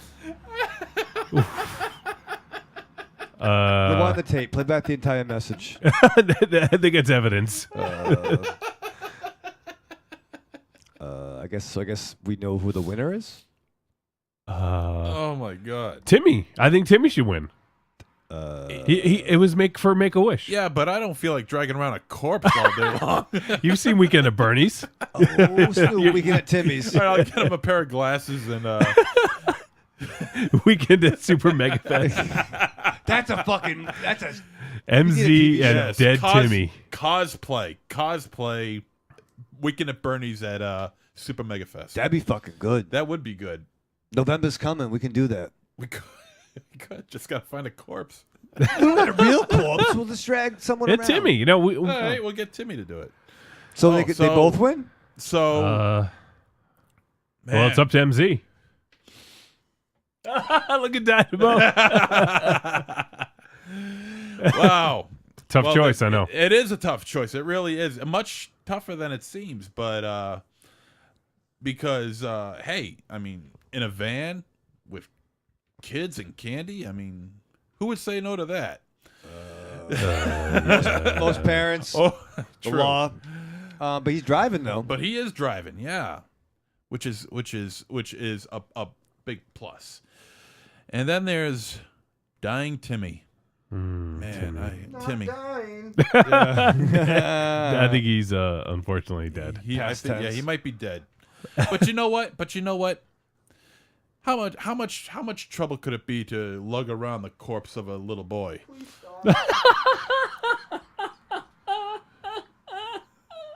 Please stop. You know? I thinking about it, I'm gonna take Timmy. Timmy's going. Bad bit. Timmy, you have won. You're going to go to Super Mega Fest with MonsterZero. Yep. Maybe they'll put a little life back into you. Oh. You're going to put a little life back into him. Poor Timmy. Maybe I do talk about rape a lot. Hey, the dead put up the least amount of struggle. Oh. Yep. Yep, that's it. All right, so It's that's sort of gonna- like the law of averages, how we don't end up with him saying anything that's evidence with him only being on half a It's show. true, but it's almost true, a fucking yeah. guarantee. Okay, so Timmy. Oh, shut up. No, you shut up. I got to talk to Timmy for a minute. You need a fucking medium. And a Ouija board. I'll see you down there. Meet up with me, and I'll give you the ticket. Okay. Okay. Wow. Timmy. So can I use the fucking ticket? Because I don't think Timmy can get in. No, Timmy won. You didn't send in something. You could have. Yeah. Are we all going to right go down now. to Super Mega Fest together to hand out Deadites propaganda on Sunday? How about that? Ooh. All right. Well, there's the contest. It looks like we have a winner. Timmy, you're going to Super Mega Fest. Everybody wins. Enjoy. So that's it for we actually don't. We just had the entries. We don't have any feedback, Thanks, any guys. voicemail feedback. We don't have any emails. We do. Josh actually apologized. He's been busy. He wasn't able to send in a voicemail. And you know what? Sing Sang Soon is pissed because he now that he's on the board, he sees that people are interested in listening. As far as he knew, his segment was playing every week. So like, he's fucking irritated at me. He should be. Yeah. Oh, you know what? I had a conversation with the Haunting TV people, and they said I've been doing a really good job too. They didn't say anything about you fucking guys, but they said I was doing a really good job. Well, because they were talking to you. Yeah. Yeah.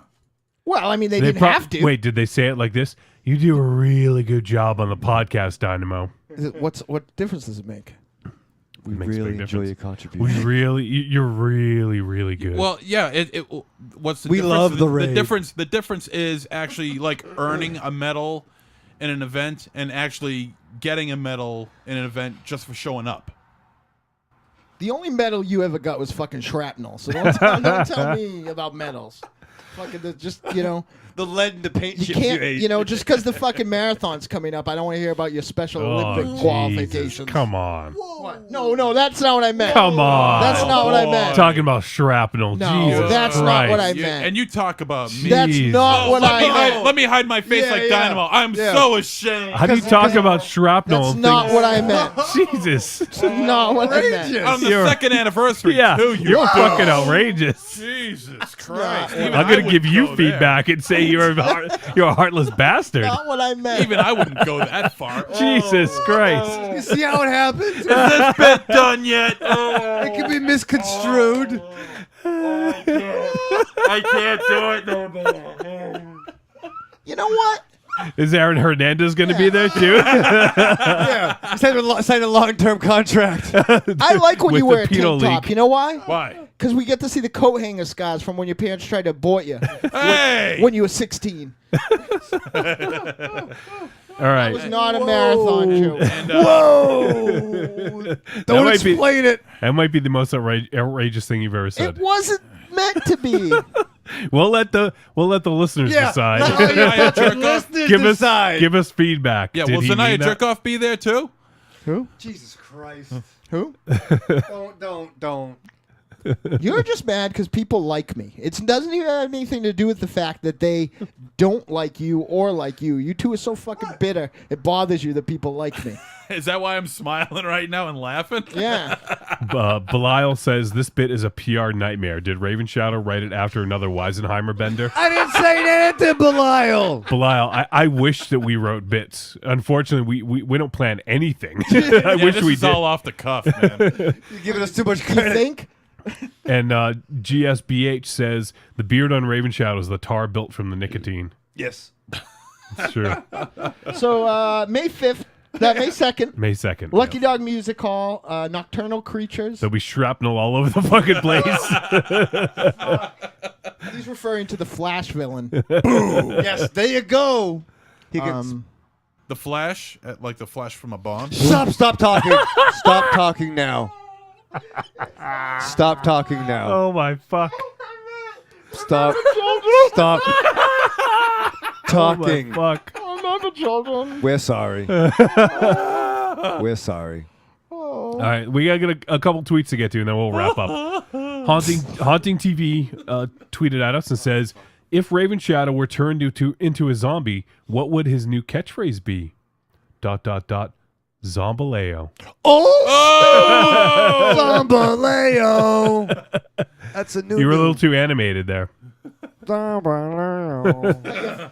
You're a zombie. You don't have a fucking throat cancer.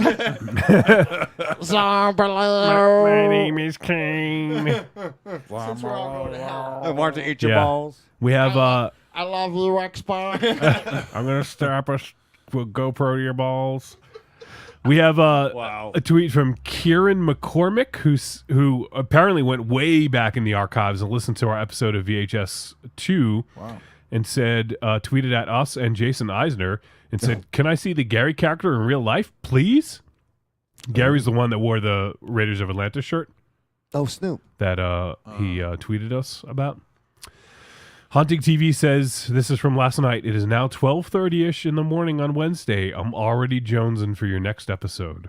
Ooh, what the fix is in, darling. Yep. Speaking of that, I almost got out of here for 2 weeks in a row. This show is going to be hosted on the floor with Michael Raven Shadow. Woo! I don't know if there'll be pre-recorded things just from my phone or something, or we'll be uploading things, but I'm going to have him going around talking to people from different bands all night long. Oh. But on stage, introducing the band, the Women of Horror, we have Jeanette from Haunting TV and Myra from the Evil Streaks. Hey, Nice. That's a fucking pair that beats a full house. Exactly. That's a pair that makes me have a full house. Yeah. What, Uncle Jesse? Ooh. Cut it out. That's not Uncle That's Jesse. Uncle That's Joey. Uncle No, I Joey. know. I was trying to reference two different people. Jesus. We're going to end this fucking episode. Wow. Fuck, what's next? Marathon matter jokes? with you? Oh, what the fuck? We fucking crashed and burned like that fucking German plane. So I told Haunting TV that we were doing a team up with the HorrorBull Podcast. And Haunting TV says, yes, my life will now be a better place. And we had HorrorBull Podcast tweeted at us and said, we'll be swapping podcasts and stories with the Deadites tonight. Join us at roughly 8 p.m. here. Gave their link. And then our boy Tyler, who we had on earlier on the show, says, we at HorrorBull Podcast just had a blast podcasting twice with the Deadites tonight. Hopefully they don't listen because they will retract that statement. Yeah. They're still going strong, so check them out. So awful nice of those guys. Those guys are awesome, and we look forward to having them on again. Still going Boston Street? I fucking didn't say it. I didn't say it. I saw it. I pulled it from Raymond Shadow's lips. It's not my words. All right, MZ, since you stuck with us the whole fucking show, you're a trooper. You have any last final thoughts? Anything you want to get off your succulent chest? Yeah, I got the zit. I got the zit right here, man. He's got the biggest breasts in this room. Man. Take your shirt off. I was talking to somebody the Take other my day. shirt off. You're almost nude. Hold on, this is No. this is almost as He'll get- important he'll as get a the divorce. Olivia Munn blowjob. Okay, Can we look at that Right? again? Wolfie in his bathroom, right, Uh-huh. has a thing when you saddle up to the toilet and the lights are out. A small light comes on and illuminates the toilet. Yep. Are you shit? Oh man. That's the fucking greatest invention I've ever seen in my life. Can we record from in there? It's like great. We all It's a motion sensor. Wow. broadcast around the commode. Oh, MZ's going to check it out. He just left. Get your GoPro. Let's see what's going on in there. Yeah, it's too bad we don't have a GoPro. There's some found footage. I said, what? I'm sure there's some found footage in there from when he fucks. Oh, wow. And that was pretty cool. It's like being at a disco. Really? Yeah. I'm gonna buy. What I'm if I? waiting for the floor to light up. I'm gonna buy one of those now, as soon as I can. It's gonna be a 24/7 Walmart somewhere. That's Take a selfie. MonsterZero. Yeah. Fuck off. Oh, you've F crossed. MonsterZero. Now we've crossed the line. Yeah. Yeah. Wow. Yeah. Now you went too far. So, Just be a selfie. MZ, is there anything you want to get off your chest? No, just looking forward to seeing Tim at the Boston Super MegaFest. Timmy. Whatever. He didn't live long enough to be Tim.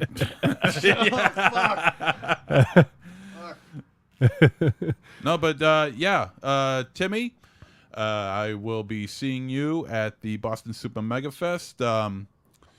We'll hook up with me on Trick or Treat Radio, and we'll make the arrangements. He's dead. Shut up, his man. family's making arrangements. All right. Yeah. Why don't you send some fucking flowers, you fucking bastard? Yeah. Jesus Christ. Shit, we're sorry. This got dark. Yeah. It started off so promising. Somebody said to toss an edible arrangement that way. It was dark a couple times. These guys got pissed at me. I got offended. Right when the end of those guys' show. All right. We almost had a fight. Raven Shadow, anything you want to talk about before we go? Raven Shadow was great this week. Wow. I give positive Whoa. feedback. Wow. And I just wanted you to know, all jokes aside, I get a lot of great feedback about everybody on the show. I'm just the only one that stands out. Nobody's ever said anything bad about Wolfie. Except for that one person. Except for that one person. Yeah, exactly. Yeah, he's fucking pissed. That's the about beast that. Nick, actually. I'll say it. It's out there. It's gonna stick in his craw. That guy never leaves his house. I'm going to body slam him next time I see him, not tell him why. Wow. So I think that might do it. Dynamo, anything you want to get off your chest before you go ahead and... No way. I have my brand new Ripped Apparel t-shirt. Yeah, Go please. buy all your t-shirts at rippedapparel.com. $11, 24-hour window of opportunity to get some great shirts. Put in the code DMARS when you purchase your thing. And, I don't think that'll work. You should work something out with them. I'm working on it. Working on it. I can't get, He's working on it. let's put it this way. I couldn't get any of 7 comic book stores to go into business with us for the free comic book day show.